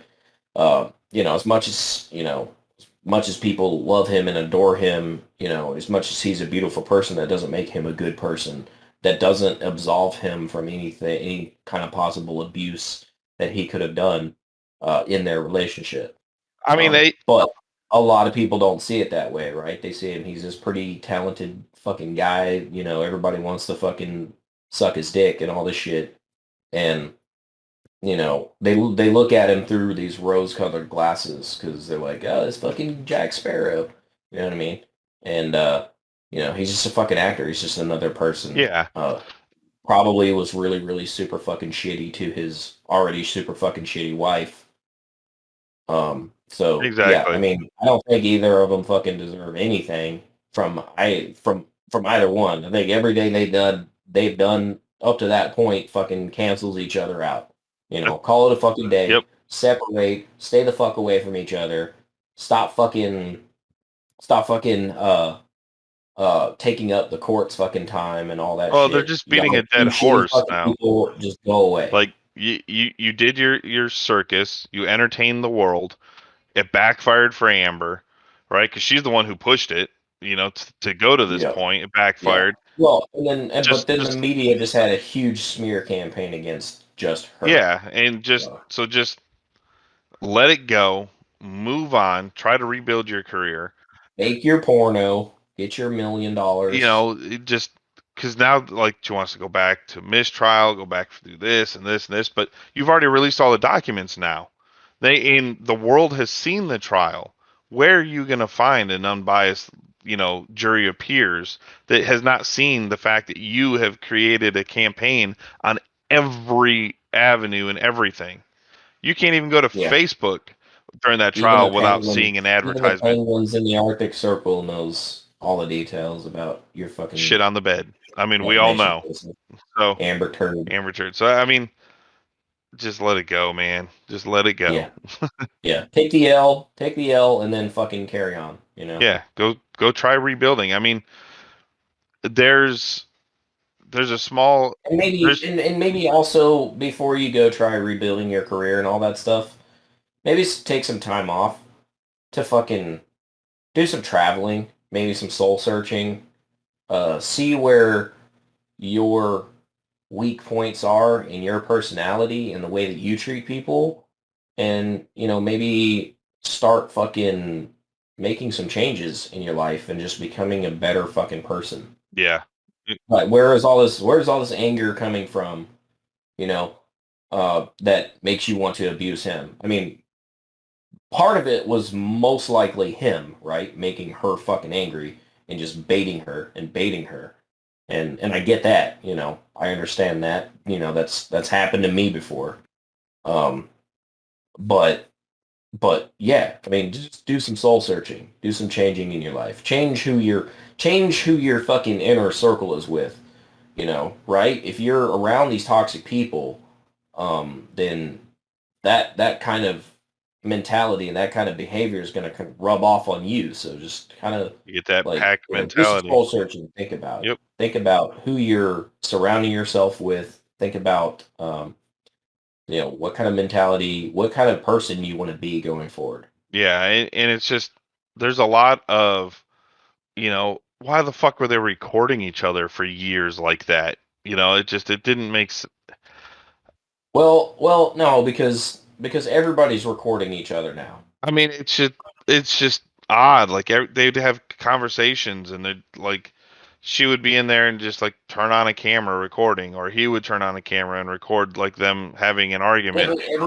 But everybody does that now. That's social media, right? Everybody's got a fucking camera in their pocket, and everybody's doing that. Everybody's posting shit up on TikTok. All these people that are like, I'm super depressed, so I'm gonna make a TikTok of me fucking crying so that people can cheer me up, and I can get that, automatic fucking dopamine fucking hits and all this shit from people giving me attention, right? And that's what they wanted, That this whole fucking, that's why the case was so fucking public, because they wanted attention, right? And they are attention seekers. Johnny Depp is an attention seeker. He just is. His career hasn't really gone anywhere until this trial. Yeah. I mean, he's been stagnant for a few years. That's just built into his personality. He is an attention seeker. Yeah, it was stagnant for a few years. Really nothing there because of this, and now his concerts are selling out. His paintings are selling out. He's now like his bottom line. Yeah, he's now more rich than he was before. All right, moving on away from giving them even more time. Right. So, do you got any news stories, or I can just keep going? Actually, I have another thing too. Yeah. This kind of snuck by me, but they re-released E.T. the Extraterrestrial in theaters on August 12th. 50th anniversary, right? No, it's not 50th anniversary. No, 40th anniversary, something like that. Because at Universal Studios, they have all this anniversary stuff for E.T. That's like one of my favorite rides there, dude. It's so just 70s, 80s. It's so Yeah. it Yeah, it's it's product of its time. so cheesy and old, but Jen and I love it, man. It's like you're taking a trip through like if you took acid and went on this ride, you would probably come out like modified as a different person. It's so crazy. Okay, so it's the 40th, okay. 40th anniversary re-release. 82, something like that. But so far it's made $10 million. I was just looking at Box Office Mojo, and that kind of I saw that because there's a lot of talk about like right now, this weekend the biggie is Brad Pitt's Bullet Train. Yeah. Yeah, which people said isn't an amazing movie, but it's a fun movie. Yeah. Which is what I was expecting. I'm not expecting a crazy plot from that. I just want to go. It's like a John Wick movie. You just go for the action. Yeah. Well, and that was the same case for when me and Shelby watched The Gray Man with Ryan Gosling. I want to watch that soon. I liked it. I enjoyed it. I want to watch that. A lot of people, like a lot of critics, were like, "Nah, it's fucking garbage. This is just a way for Chris Evans and Ryan Gosling to quip back and forth with each other and all this stuff." But I enjoyed it. It was good. It was very entertaining. Yeah. Ana de Armas is in it too. She did great. Well, they're building a whole they're going to expand that. They're making another in that series. They're talking about that whole what is it? They're like assassins, right? Yeah. So they're going to expand out that whole league thing and make it broader, kind of like what they're doing with John Wick. So we're going to get more Gray Man stuff. Okay.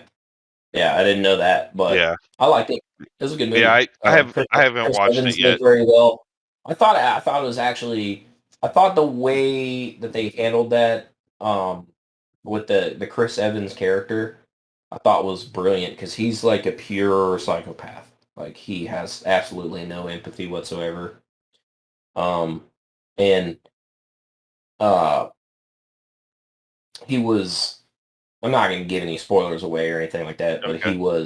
he had used to be employed by the agency and then he went fucking private. So it kind of touches on some of the things about like how corporate interests are getting into paramilitary activity and stuff like that. Like Army of Two, man. Remember that? Yeah. Twin yeah. World Orders. Yeah. So yeah, I thought it was really good. It was entertaining. It's not the greatest movie in the world, but Ryan Gosling, he does Ryan Gosling in this movie. Oh, quiet, stairs, act. Yeah. Chris Evans, he plays, this tight shirts. Quippy fucking yeah. Quippy guy, smart ass type of dude, and like I said, Ana de Armas, she was great. In the movie. She's a fantastic talent. Yeah. And I liked Chris Evans way before Captain America, man. Yeah. The Losers and Push and Johnny Storm too. Yeah. Fantastic Four. Yeah, he's always been good. And what's it? Scott Pilgrim. Yeah. Okay. All right. Let's see. I'm gonna save that one for in a minute. That Hogwarts Harry Potter game that's coming out, that RPG that got delayed till February. Yeah. Oh. Okay. February 10th, 2023. The I Am Groot show is out on Disney Plus. They're like little 3-minute. Yeah. They're like little 3-minute episodes each one. Yeah, cute, I heard about that. Cute and adorable. Yeah. It's just Vin Diesel being Groot. A baby Groot. Yeah, it was good. I watched them all. I just sat there and went through them all. It's like 20 minutes. You can watch all the episodes. Yeah. Let's see. Oh, PUBG. Huh? Yeah, go ahead. Oh, I was gonna say, PUBG's been gaining over 80,000 players a day since they went free to play. Oh shit! Yeah, dude. Like they have a team deathmatch and shit in there now. Like they have completely modified it. Nice. Yeah, we might need to hop into that again one day and just play around in it. Yeah. Oh yeah. Modern Warfare 2, the announcement's coming up, but they did show off. Oh, dude, they've shown off some of the levels and level designs. Yeah. I saw a video about how they were approaching designing some of the Back to maps. old school like 3-lane maps and shit. So yeah, dude, I'm excited. They've been working hard on it, and they have a new mode that they're calling was it DMZ? I can't remember what the mode was called now, but it's like an Escape from Tarkov style survival. Their Oh, version where okay. everyone goes in and you have to like get some stuff and you can kill people, take their stuff, and then you have to extract out. So it's a little Yeah. different than Warzone, but it's because it's a much slower pace. It's like a PUBG almost. Yeah. So Or like a Battlefield, like how like we used to play like Bad Company 2 back in the days. Like we would just go in like real tactical. yeah, exactly. Yeah, it's like an ultra hardcore. Like just you go in and you take people out, take their stuff. You might have an objective to go get something, and then you got to Yeah. extract out. And then when you extract out, it secures all of your stuff, so that way when you go back in, you don't lose it. You only Oh yeah, lose what you take in. when you went into the dark zone Yeah, like Dark Zone and you Division. extracted gear and stuff like that in the dark zone. I think it's gonna be something like that, which Okay. will be cool. So you can get some PvP, fighting in there. Yeah. Um, Yeah. Dude, Nice. I'm excited for Modern Warfare 2. It's good. It sounds good. I mean, Infinity Ward's making it. You know, Yeah. same team behind the 2019 Modern The Warfare. original. Yeah, and the original Modern Warfare 2. Exactly. So yeah, PUBG 80,000 players a day since they went free to play. That's huge because PUBG was That's like significant. They dipped real hard after like what was it was like Fortnite. right before they put out that second map was when you and I Yeah. and Keith were kind of getting burned out of it. Yeah, I mean we were like, all right, been there, done that. It had technical issues, it just we played the hell out of it, and then you had other games came out that started doing battle royale that just seemed a little better, and other games, and it just now, like I said, I re-downloaded it because I want to check it out because I know they have the team deathmatch modes, and Yeah. there's like 4 or 5 maps now. Okay. Um, Yeah. so Yeah, I mean I've been playing a lot of Avon Colony what, what's still, it, just doing what's that. that one? It's it's it was free with gold. It was one of the games with gold things like a couple months ago. Maybe it was last month. I don't know. I don't remember. But downloaded it and started playing it. It's kind of, I guess you could say it's like it's a, it's a real time strategy game. Okay. It's like top down real time strategy game. Kind of think like Sim City for on like Alien Worlds. Huh. And there is a campaign that you can go through, um, and uh, it builds some of the world and all that. Like you're building these colonies on these planets, and people are immigrating from like a colony ship that's like in space and all that stuff, and just trying to find a home for these people, while also you know going through some challenging things on these different worlds through the campaign. And then, of course, you can do a sandbox mode where you essentially like build up your alien planet colony and all that stuff, and your resource management and all that stuff. What's it called? It's called Avon Colony. Ah, I see it. Aven Colony. I see it. Let's see here. Yeah, it's okay. I did download it when it was gold as well, or free on their free ones or whatever. On the Game Pass. Yeah. Yeah, Yeah. yeah, it's a $30 game. Oh yeah, I see there. There's your little hamburger. Yeah. Yeah. Okay. Been Oh, getting a it's made lot of by attention. Team 17. All right, cool. I play. It's a fun game. Yeah, I play Hell Let Loose, which Team 17 did. The people that made Worms, Armageddon, and Yeah. all that. Yeah. Okay, solid. Yeah, I'll check that out. I love strategy games. I'm still playing. Remember we used to play like the Age of Empires and Battle and shit. Yeah. Oh yeah. Oh yeah. I still play. There's a new one now, or a newer one. Came out a couple years ago now. Uh, Fuck, I can't remember which one is what number it is. I still want to play Civ 6. Oh yeah. But I've been playing one on PC. You know, because I have the Game Pass Ultimate, so I get all the PC games too, and I've been playing that. But I've honestly right now I'm playing. Uh, I'm going through the update on Cyberpunk. I'm playing Halo, playing Battlefield, playing Fall Guy with Jen and Mom, and now I'm playing Spider-Man. Spider-Man came out 2 days ago on PC, and I've already logged like 8 hours into that game. It's so good, dude. Swinging through the city. Speaking of Fall Guy, I don't know if you heard, but Universal's going to do an adaptation of the TV show from the 80s. Sweet. And looks like Ryan Gosling and Emily Blunt Interesting. are going to be a part of that. Okay, I didn't know that. Yeah, it's set for, see, yeah, Universal Pictures. It has a release date of March 1st, 2024. So a couple years from now. Oh yeah, there it is right there. Interesting. I wonder if it's made on that's from the old one, right? The old Fall Guy. They're remaking it. Yeah.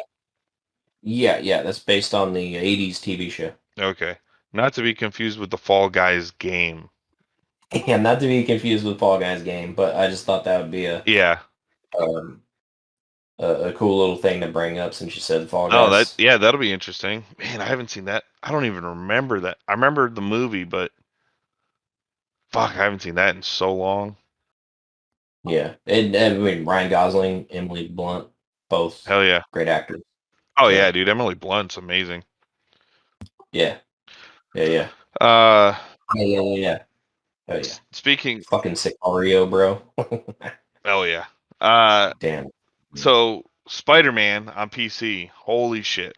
So what I love about it, I'm using my Xbox Elite, the Series 1 controller. Yeah. So I'm using an Xbox controller to play my PlayStation game on a Microsoft PC.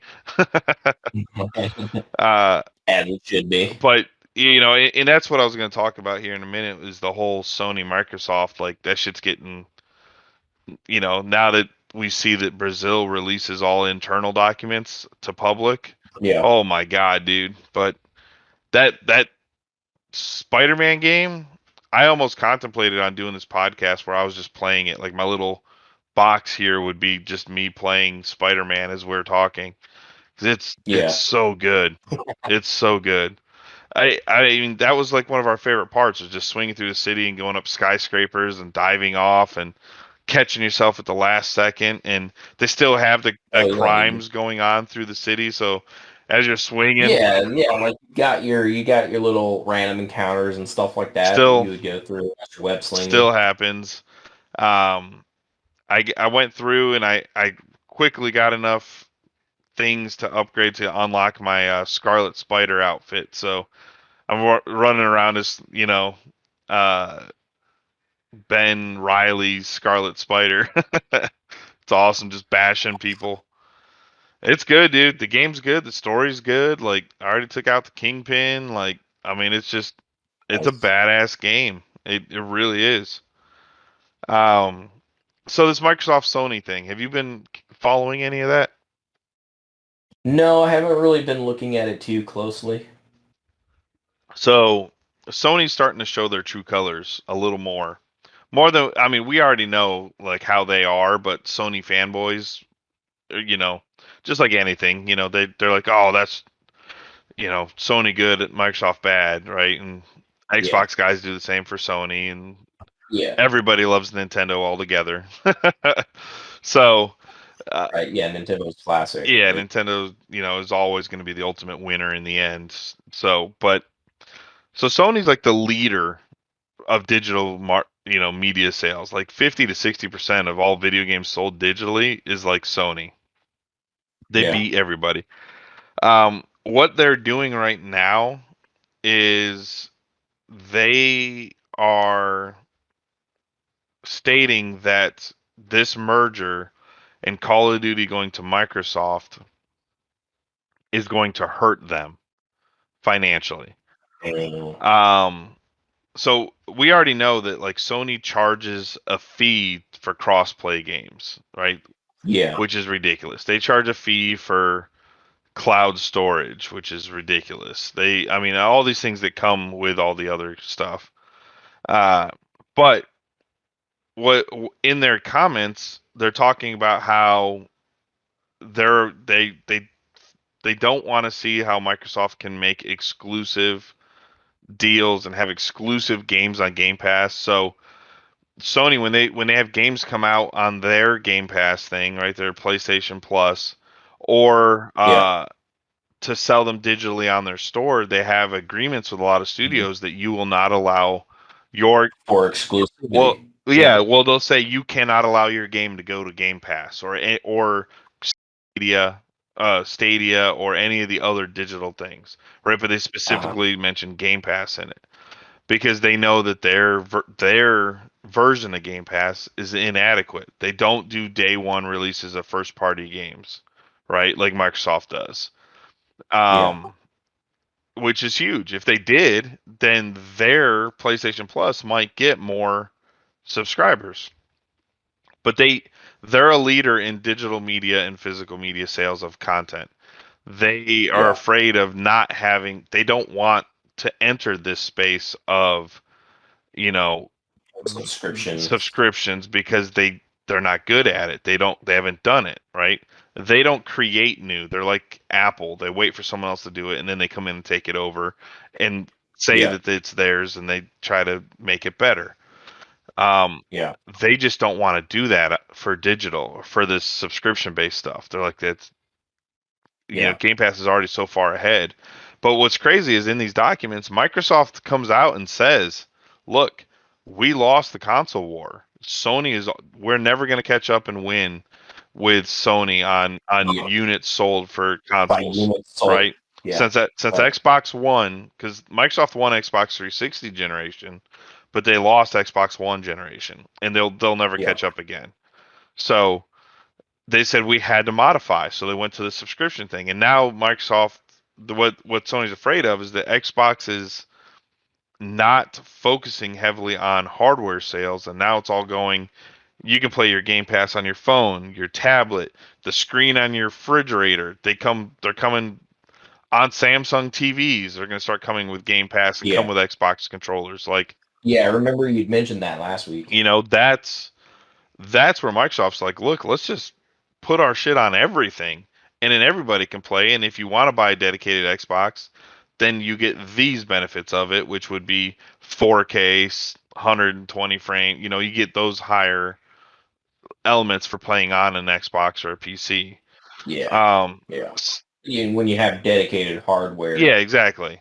So anyway, a lot of these documents that came out is showing Sony's a little scared in how they are. They say, what's that saying? All for me and none for thee, right? They have had exclusive Call of Duty stuff for years. They've been paying for it. And now they're afraid that they're going to lose market share because they don't have those exclusivity deals anymore. And they don't want to lose market share. They don't want to share in the market. And Microsoft is saying, hey, there's plenty of room in this pie for everybody to play. You are right. If you and I team up, we can fuck everybody. Yeah, like they even state they're like, hey, Sony, you've had a record-breaking profitable year of billions of dollars in profit, and you're complaining about this. And what they're afraid of is that Call of Duty is going to hit Game Pass, right? Because now it's going to be first party, so it's going to come day one. Not this Call of Duty, This Call of Duty's coming out before that merger and all that stuff is going to be finalized. But the next one and all the content will all be on Game Pass, which means uh, you can either have Game Pass and go play it on an iPad, a tablet, a phone if you don't own an Xbox, your PC, or go buy an Xbox and play it there and not have to buy the $60-$70 that Sony's charging for Call of Duty on their system when you can have it part of your $5 a month for Game Pass, right? So, that's what I think they're ultimately afraid of is that people are going to start not buying digitally games through their service and start using the subscription service to get their games. But all the other studios like Ubisoft, all these other guys are like, so what? Call of Duty is not the biggest game out there. I mean, it is, sales, but it's still sales wise, the AAA. it is the juggernaut. But you've got it's the number one. It's the number one first person multiplayer shooter. Yes, but you've got other games, and there's all the other studios are not really afraid or care. They're like, EA's like, we got Battlefield. Okay. Yeah, EA's got like Sony fucking owns Bungie. Bajillion fucking. The EA owns a shit ton of fucking developer studios. And they end up shutting them down anyway. But Sony owns Bungie now, which means that they have Destiny, which is ranked like number 3 on Steam, and is one of the top shooters and shooter developers. Like, it's very weird because they're in all these comments. Microsoft points all this out to them. They're saying, "Hey, you have this. You have all these exclusive games and all these exclusive rights and exclusive releases, right? They don't own Square Enix. Final Fantasy VII Remake came out, right? And it was supposed to be multi-platform. Yeah. We still haven't seen that launch on Xbox because Sony, we don't know how long Sony paid for the exclusive rights to that. They could have said, hey, here's $10 million, make that exclusive for the next 10 years, right? Until nobody cares about it anymore, and then we can let Xbox have it. Right? There's exclusive game modes in Call of Duty that we never got to play, that Sony paid for. But now that it's on the other foot, they're like, well, that's not fair. You can't do that. Right? So that's really not looking good for them in that sense. Very hypocritical. Exactly. And Sony says, oh, well, we can't put first party games. I can't. When the new God of War comes out, I can't put that on PlayStation Plus for all my subscribers to just play. They have to buy the $70 game, to play it because we can't afford that. It's like, what are you talking about? You can't afford that. Microsoft is making billions in profit, and but not as much as Sony was in the gaming division. Yeah, and they do it for all theirs, and they're still still in the green. So, what are you talking about? Yeah. And honestly, Sony in general, I think I remember a couple of years ago reading an article about Sony that the movie studios are not making money for them.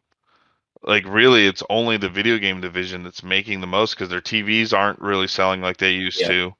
Yeah. I mean, Sony is, like the video games is definitely the biggest earners from Sony, and they're, Sony video games is basically, bankrolling everything else, the Sony pictures, all that stuff. Yeah. They're like, they're taking losses in the movies, and like you're saying, even in the TV sales and hardware sales and stuff like that, other than the PlayStation. Yeah, 'cause there used to be a time where you'd go into a Best Buy and it was like Sony everywhere. Everything was Sony, and Sony was the brand you had to buy. People are starting to get wise to that now because their quality has really, really dipped a whole lot. And you can tell, like, when their quality is dipped, but their fucking price. You're buying the name, and so even when I was at Best Buy doing installs and going through all that stuff, people would come in and they'd be like, where's the Sony TV? And I'd be like, well, why do you want the Sony? They're like, because they're the best. I'm like, And it's usually an older person that's saying that, right? Because that's how they used to be.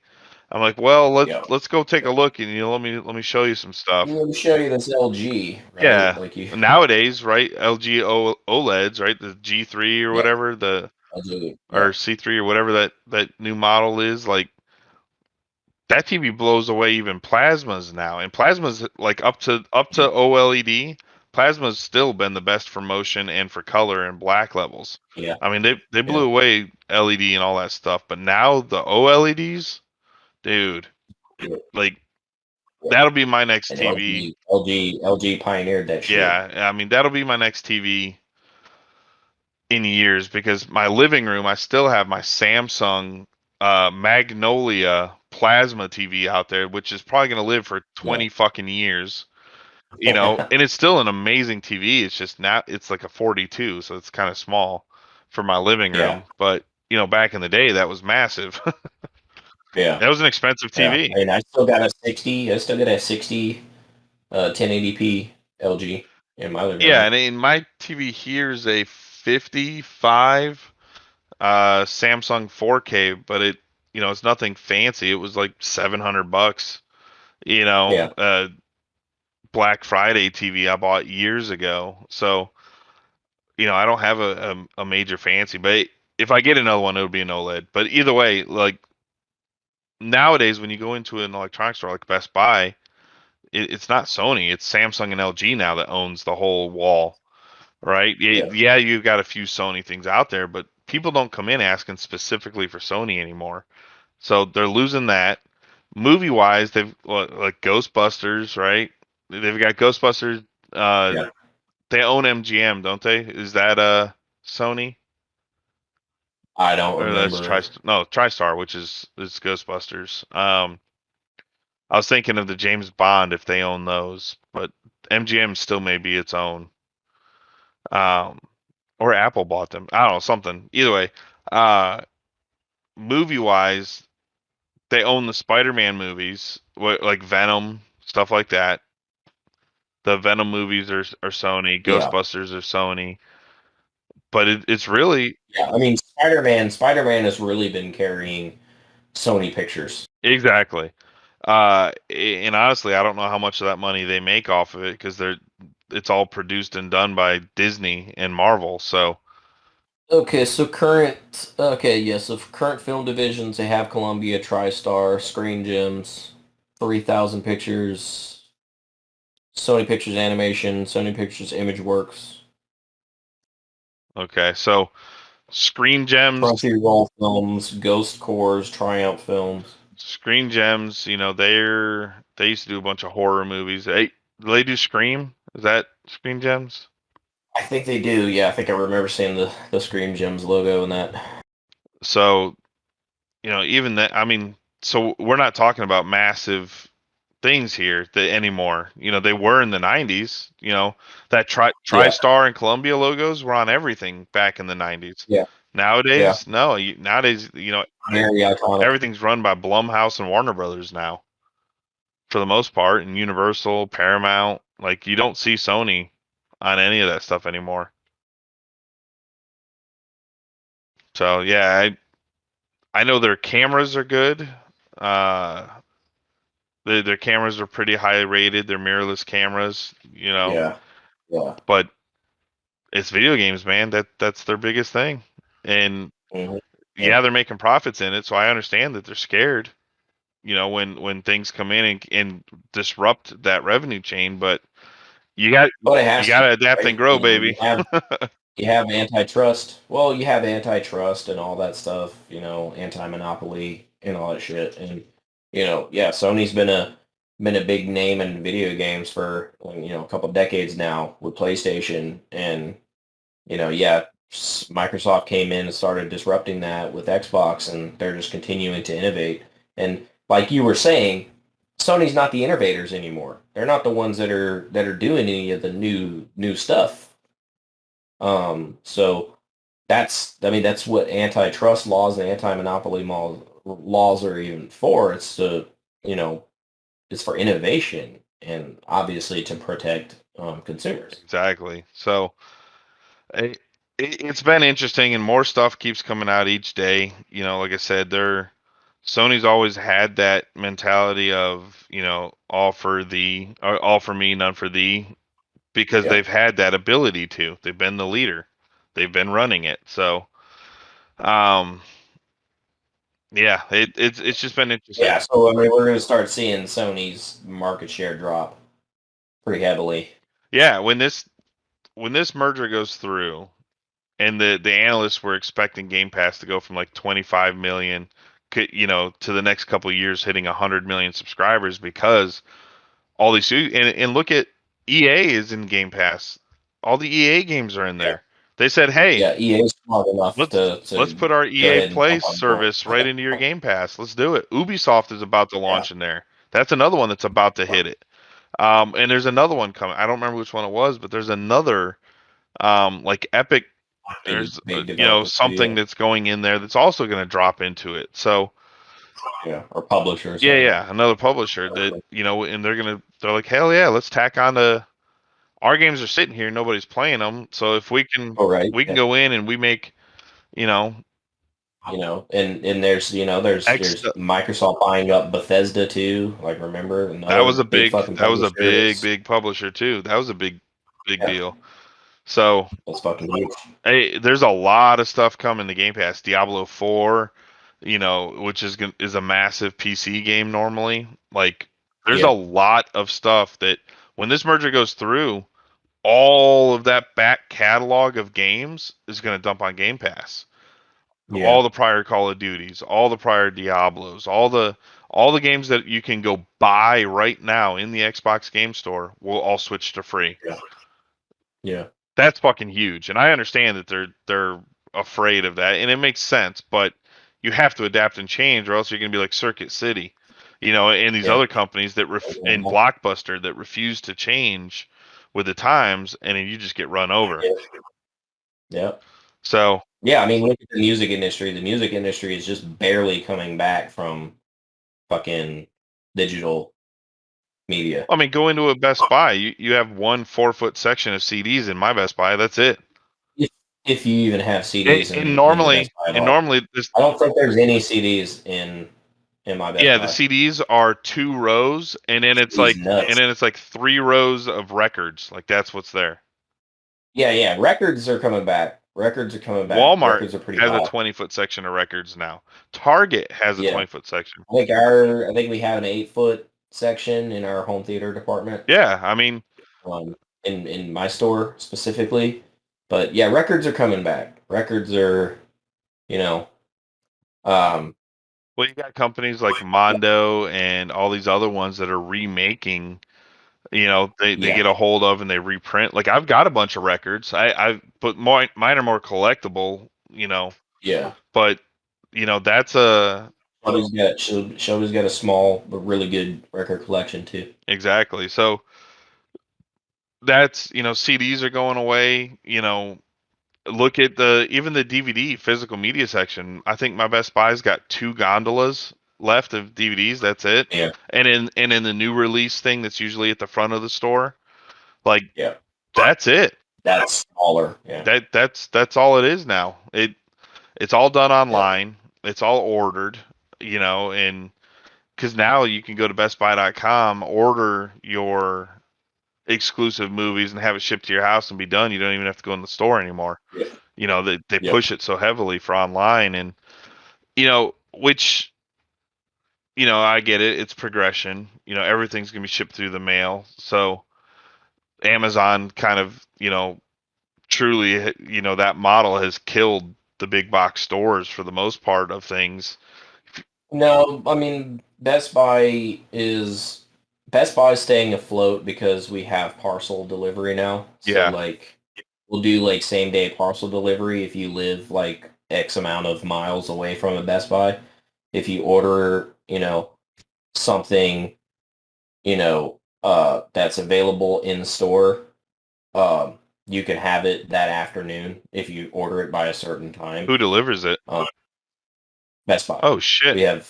We have a dedicated parcel delivery team now. That's cool. I didn't know that. That's pretty sweet. Geek Squad has parcel delivery Now, is that what the little? I saw they have these little like the little vans. The yeah, little the little yeah. vans. Okay. Yeah. The small vans, yeah, that's parcel Yeah, they have delivery. a whole fleet of those So, little vans in front of the Best Buy, and I was wondering what those were. so yeah, they don't have to ship it via UPS or USPS or anything like that. They have their own employees that will do drop-offs That for that's small that's packages. big. I mean, Best Buy to It piloted during COVID. And I mean, the plan was to go that way anyway, right? The 5-year plan. I'm not speaking out of turn or anything like this because none of this is confidential. well that Fucking w- Best when I was Buy. there, they were just starting to do the ship from store stuff, where Yeah, yeah, we'd come in and the the people, at that point I was a manager, so I'd go back in, I'd log into the computer, and then that printer would start printing out all the shipping labels, and then yeah, the warehouse guys would be pulling them, tagging them in the back, ready yeah. and getting them ready for shipping. So they they hadn't really talked about the parcel stuff, but except for like, wouldn't it be Well, cool? it was before. Wouldn't it be It cool? was before. It was before COVID. Yeah, Because you started seeing, and the big thing was reaction. You mentioned Amazon. That was one of the big players. One of the big reasons why Best Buy did that parcel delivery pilot program because Amazon has their own fleet of dedicated same delivery day people. delivery. Yeah, Yeah, for same day delivery. So in order to keep up, Best Buy was like, yeah, we have to adapt to and we have to do that. So now they have dedicated parcel delivery team at Best Buy. yeah, that's cool. Yeah, I mean, like I said, you And have to and adapt that's to where the change, future. or you get run over. Yeah, yeah, and that's where the future looks like it's going, right? It's all online. So people are they're gonna wanna purchase something at BestBuy.com and get it delivered that day, whether it be from UPS or USPS or whoever can deliver it, the soonest. Um, Well, and uh, yeah, and obviously, having like being like I said, being within a certain radius of the store, and ordering it by a certain time, you're guaranteed delivery of that package today from Best Buy from Geek Squad Parcel Delivery. and I have noticed the last few times I've looked for something, they're never in. My stores never have like when you go into the store, like my Best Buy here, it's usually not the most well stocked. Everything's online. Oh well, I can have it to you later today or tomorrow shipping. Yeah, yeah, It's or not later today, but like I can have it to you tomorrow or the next day type thing. yeah. Next day shipping. So Well, a lot of the stores, they're going to turn into warehouses, are which is what they are originally were. shrinking. Yeah, a lot of the stores are shrinking the sales floor, Yeah. and it's going to be more warehouse. They're going to get more product in, and it's going to Well, that's what ship. the original You know, Best Buys were. They were just warehouses that were direct sales to customers. You could come in yeah, and buy and pick up your box and walk out with it. yeah. So, I mean, it makes sense that you'd go back to that. And I mean, my best. COVID really showed. COVID sped a lot of things up. Like there were a lot of plans in place that they were going to be putting in place, but COVID forced them to put those plans in place a lot sooner than they were planning on doing. Yeah. When because we were shut down, we weren't allowing customers into the store. So essentially all the fucking store was a warehouse. And we would, run it out to people in the parking lot and all that stuff. They got curbside pickup now and everything. And then again, like yeah, started up the parcel delivery. There's other companies, third-party companies that also partner with Best Buy for delivering stuff like that. Your fucking your gig economy app type uh, companies that also have a deal with Best Buy. They'll pick up every now and then Yeah, I too. saw that Uber, like the Uber Eats type thing, they're trying to get it was either them or DoorDash, one of them, but I think it was Uber. They're trying to get into a straight on like delivery mail service as well type thing Yeah. where they Well, they're gonna have to. like If you if you've been following anything about like the gig economy and Yeah, stuff like like that, Uber Shop. that stuff is gonna start crashing here pretty soon. Yeah, and so they're wanting, they're looking into other avenues of, okay, well, like, was it Instacart and the grocery shoppers, and when I go into like a Walmart, a Target, any of those stores now, there's more employees walk around with those shopping carts where they're filling orders for delivery than there are on the sales floor to go talk to people. Like, all the departments are empty. Yeah. There's never anyone there. Same thing with HEB. Same thing with HEB. There's a lot of personal shoppers at HEB that you see now pushing around the carts. Yeah. And so like Uber, I believe, is trying to get into that where they'll just go do everything. You want a 60-inch TV? I got an Uber driver with a truck. We'll go pick it up and bring it to your house, shit like that. So, I mean, I see it. Like I said, they have to adopt and change, and Sony's going to have to make some changes. I mean, they're in the profit of billions of dollars, but it seems like they are refusing. They're being the angry kid in the corner that's pouting. Well, they're being the angry old man. Yeah, exactly. The technology turn down your radios. That old money old man, who's not willing to adapt to the market. Exactly.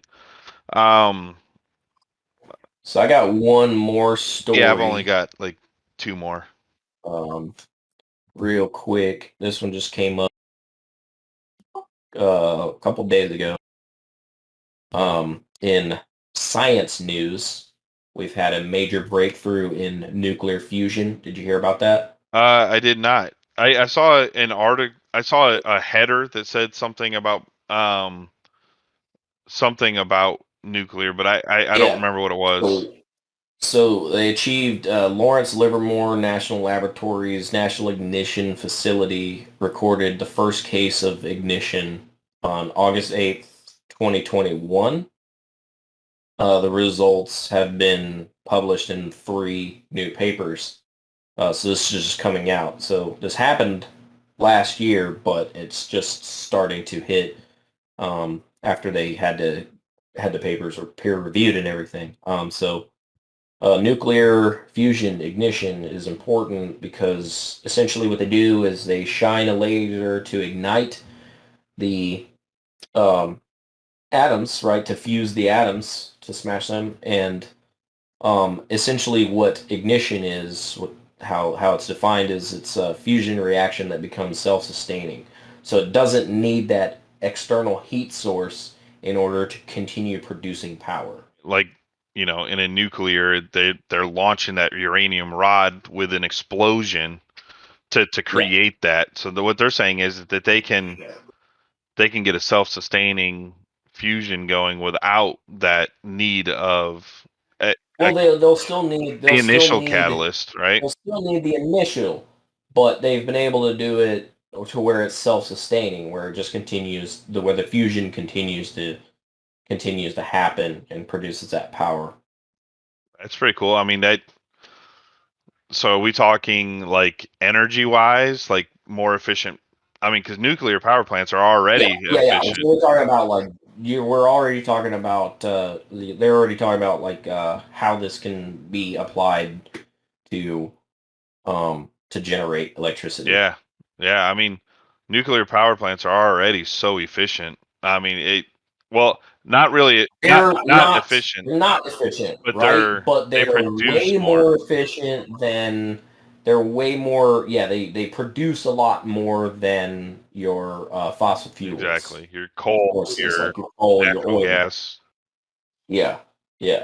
Natural gas. Yeah, exactly. They're not more efficient. As a matter of fact, they're probably less efficient, but overall production is a lot higher because I think it's like still nuclear power plants are still like maybe 1% efficient. Yeah. But that 1% is a lot of energy. And it's a lot of terawatts worth of power. And it's just producing steam. Yeah.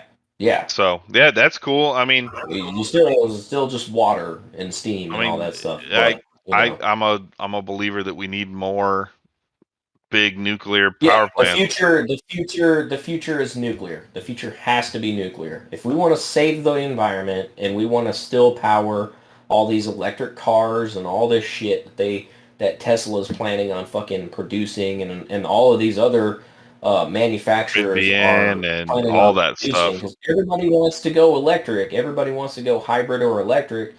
You gotta produce the energy for that, and we can't rely on fossil fuels for that. So the future has to be nuclear, or else we're fucked. Exactly. Yeah. So that's cool. I mean, I kind of want to go look that up and read about that now and see what they're. I mean, the issue with those plans is that it takes so long because there's so much old and money and politics involved with that. The major issue, though, with nuclear fusion is we don't know how to harness that energy yet for electricity. Like, uh, you know, we haven't quite. I mean, and that's the $1 trillion question right there. That's like the $1,000,000,000 question, is how do we harness nuclear fusion in order to produce electricity? Exactly. That's the big thing, and that's what everybody's working on. I mean, you've had these labs working on fusion, cold fusion, all these different, ways of trying to produce nuclear energy. But there's how do we get that? How do we take that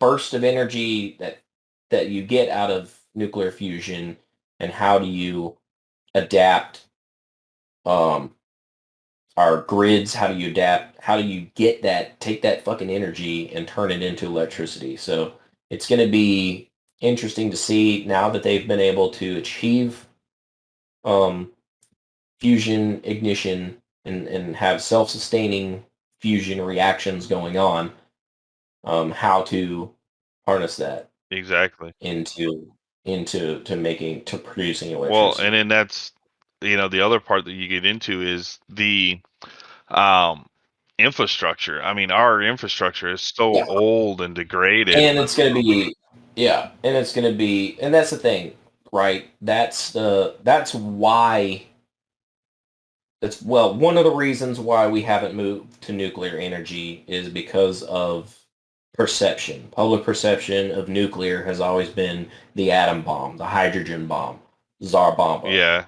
That's a right. Fukushima, Chernobyl. Chernobyl didn't help. 3 Mile Island didn't help. Fukushima didn't help, even though that wasn't even that was caused by external things. Yeah, It was storm, tsunami. tsunami. But so one reason, public perception. Two is the cost. It's the upfront cost of having to build these reactors and the support and the infrastructure and all that stuff there. And that's why, probably the biggest reason, that's probably the number one reason why, is because you're going to put a lot of money into it up front. It's a lot like solar energy, like solar power, like solar panels and stuff like that. It's a big upfront cost, but you're going to save money in the long run. Eventually it pays itself off faster than it would be doing the old way. Yeah. And again, less environmental impact. I'm not saying that it's a zero, like that it's a carbon neutral, that it's a zero carbon, but it's a lot less than what's currently being pumped into the fucking atmosphere. Yeah, I mean, you still have a waste factor, right? Like they still bear. The nuclear waste is not an issue. Nuclear waste has already been solved. Like, yeah, that's a non-issue.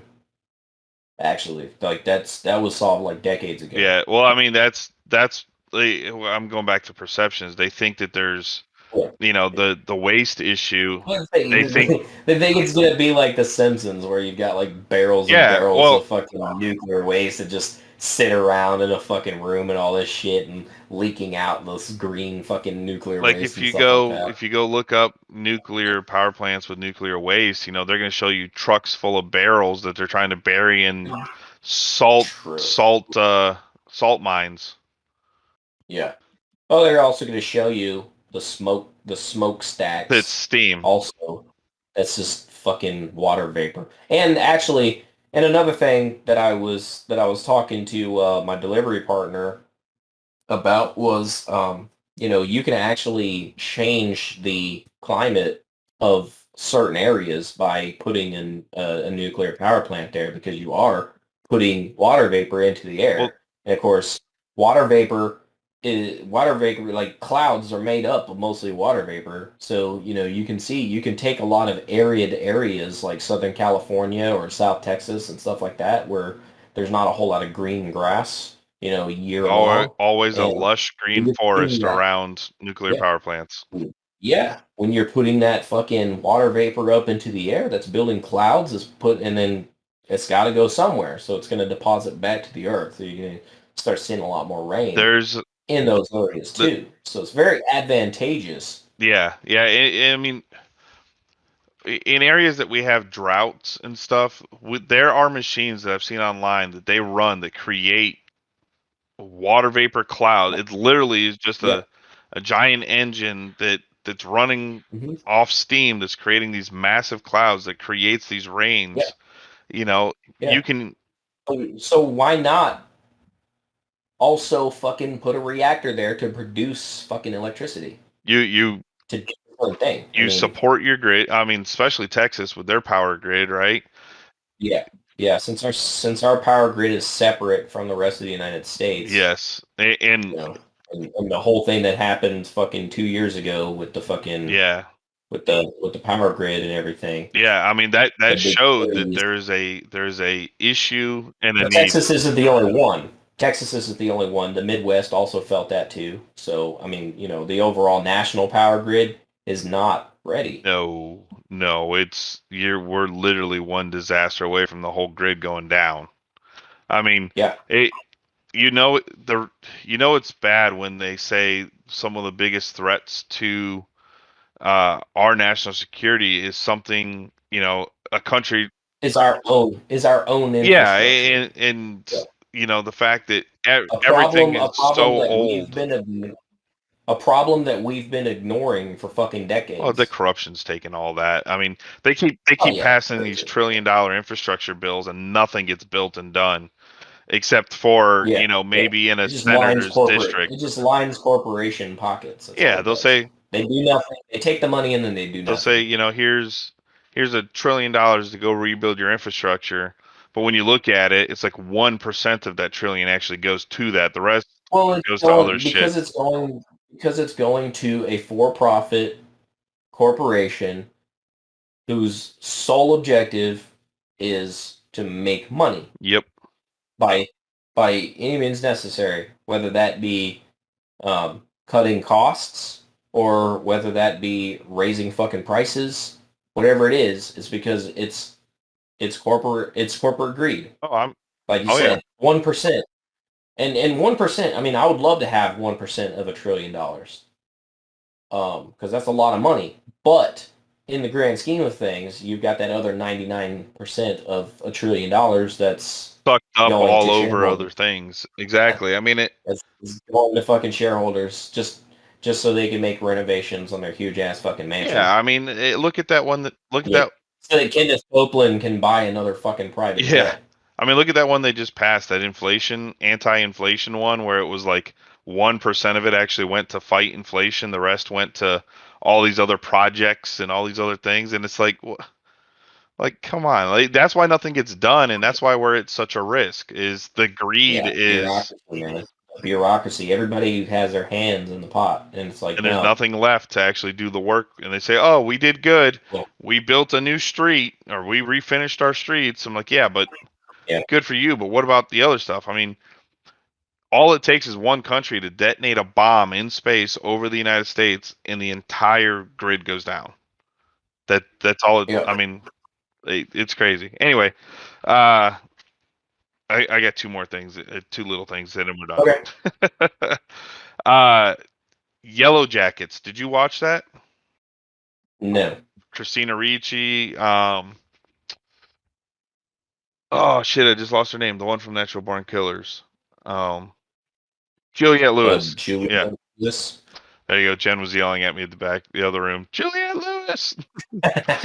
uh, fuck, that was a good show, man. Season 2's coming. They actually just dropped some casting announcements as we've been talking. I haven't had a chance to see them. I just saw the pop up, but Yellow Jackets, dude. It's about this high school soccer team that crashes in Canada up in the mountains somewhere, and then they have to survive. And then it takes place then and now when they're all adults, and you're trying to like picture all this shit together. I mean, it's a cool show, man. Real cool show. Okay. So where do you find that? Is that on a streaming service or anything? Is on Hulu or Netflix or something? Showtime, I think. Showtime. Yeah. Oh man, Yellow Jackets was cool. It was real cool. I told you I finished Severance, right?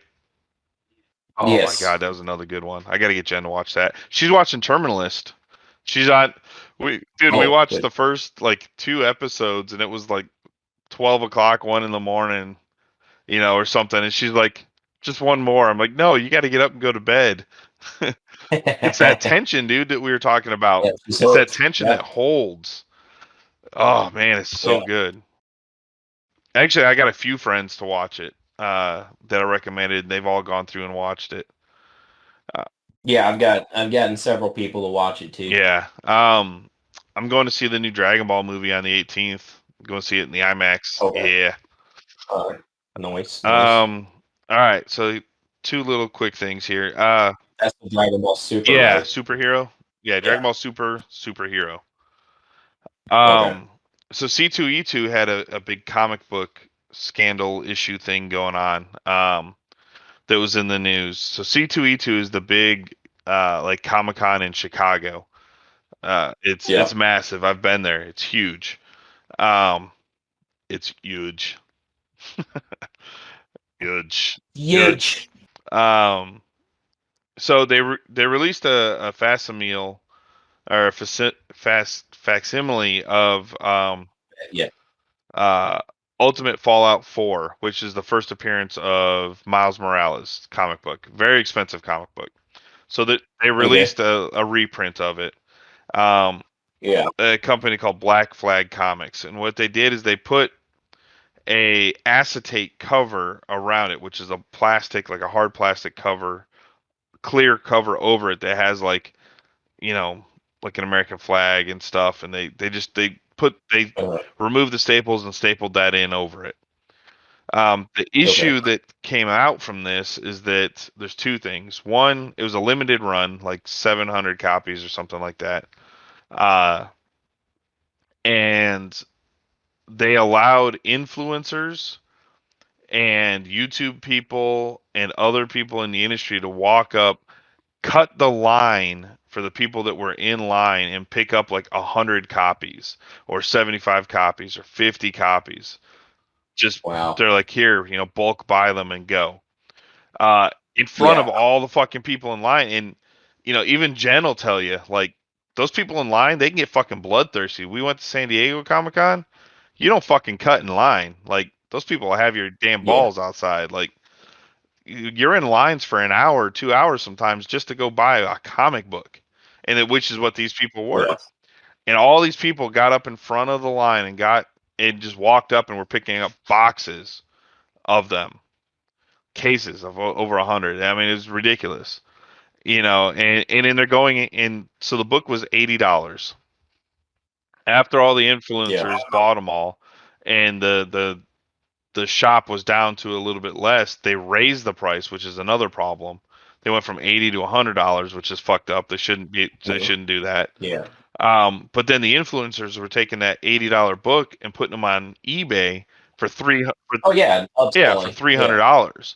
So they're saying, hey, you couldn't get a copy of it? Don't worry, I got you. $300, right? And so that's a problem. Resellers are there. I do it, but I don't walk in the front of a line and just walk up and get 100 copies of a book that's limited like that for everybody else.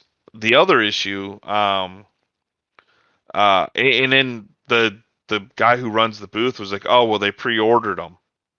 And it's like, well, how do you pre-order a show exclusive book? Because the average public can't do that. That's not how that Right. works. Right. That's absolutely not how that works. So yeah, they're under a lot of fire and heat for that. The other issue is with CGC, which is the grading service. They're grading those books as like 10.0 perfects because they have that acetate cover, which is a hard plastic cover, which means there's no dents and Yeah. dings and scratches and bends or any of that stuff. And Right. people that collect comic books are saying that should be a marred cover. That should have a what they call a green label versus a blue label. Because they're saying that's an added on piece that Marvel does not acknowledge. Marvel didn't approve that, Right. Marvel didn't approve it. right? Yeah. I'm reading I'm reading an article right now about it. I mean, it's all over the comic industry. Like my YouTube, because I look up so much comic book stuff. Like that's all they're talking. Yeah. Like my YouTube is just full of all these people talking about that because they're like, that's not fair. Now you have this book that's now selling. I mean, there's one listed for 10 grand. Some of them sold for 2 or 3 Yeah. grand. I had an opportunity to buy one. Yeah, because I mean, they're saying that CGC is they're being criticized because it's not an official variant Which cover. should get Marvel didn't approve any of these which covers, should so get a it's green not. label Yeah, as a modified. Yep. yeah, Yeah, exactly. And so I had an opportunity to buy one for $100, and I didn't. I was like, nah, I don't think it's gonna go. And now I wish I would have because the cheapest one on eBay now is like $700. Like it's just crazy. it's just. I mean, but again, that's fucking pure greed, Yeah. right? Like they wanted the people that went to the fucking con that were standing in To line get it. to each be able to the first 750 to be able to get their own fucking copy of it, not Exactly. these fucking resellers. Exactly. And that really put a salty, taste in a lot of people's mouths about this, because Yeah. already variant covers are getting out of hand. Now Yeah. each comic book that comes out might have 20 different variant covers with different ratios, and it's all the same book inside. It's just a different picture drawn on the front. And so Yeah. it's getting out of hand to where a book I can go into a comic book store and buy the standard version of that book for $3, $4. But if I want one with a different colored picture on it or a different picture, it's selling for 25, 50, $75. Yeah. But it's Yeah. the exact same book. So it doesn't really make it more rare because they still print 10,000 copies of that different variant. Yeah. It's the Right. FOMO is what's getting everybody. They're like, "Oh my god, that's an exclusive variant. I need to have that." Or else I'll never get it again. So FOMO is really playing into a lot of that. Well, and I mean, when you look at that and you look at like, the value of comics, yeah, absolutely. One factor is obviously the condition of, your one specific book, but all that stuff. But the value of comics always has to do with how fucking rare it is. Yeah, my X-Men #1 from like 1990 will never It's not worth be $1 million book. worth. That is It's not that is worth always going because to they printed, that was like the most issues most of any sold. comic Yeah, book that they printed at that time. exactly. It's the highest selling comic book still to date. And at most graded at a 9.8, which is, damn near perfect, is still only a $200 or less book because there Yeah. is 50,000 that are graded at that same level. Yeah. Versus, I have that first appearance of Sabretooth book. At that Yeah. level, Yeah. that Not book even from the this, yeah. 70s is much more rare to get, much harder to find, which makes it worth more. This Yeah. book in a year is going to be worth like $100. It's Yeah. not going to be worth that. And Or maybe even less. But with the backlash on that, it may be worth even less. we'll see, and Who that's what knows? people are banking on is the controversial issue. Get it now, and it's that FOMO again, the fear of missing out Yeah. that people Yeah. that they are sapping on, and it's really getting real Look at you toxic. using these. Look at you using these Zoomer phrases. I mean, that is what's causing the issue is Yeah. that yeah. that fear. Yeah. He just implants that into you. It's like, this is exclusive. This is, you'll never get this again. It's like, it's like what QVC has done for like decades. All these sales tactics and all this stuff. It's exclusive. It works. And you'll never get this deal again. And it works. But, at the end of the day, the shit that those people buy isn't fucking worth anything. And then the last thing, a 20-year-old, is it 20 year? Yeah, a 20-year-old challenge has been beaten in Halo 2, finally. Oh. Yeah. It's called the Lasso Challenge, LASO, which is a legendary difficulty, all skulls All on, skulls. no deaths. Fuck, So dude. this guy, Moist Critical is his name. Moist Critical. Moist Critical. He's a streamer, so he must make good money because he put up a $20,000 reward for somebody who can beat this. And a guy, a gamer by the name of Jervalin, Jervalin,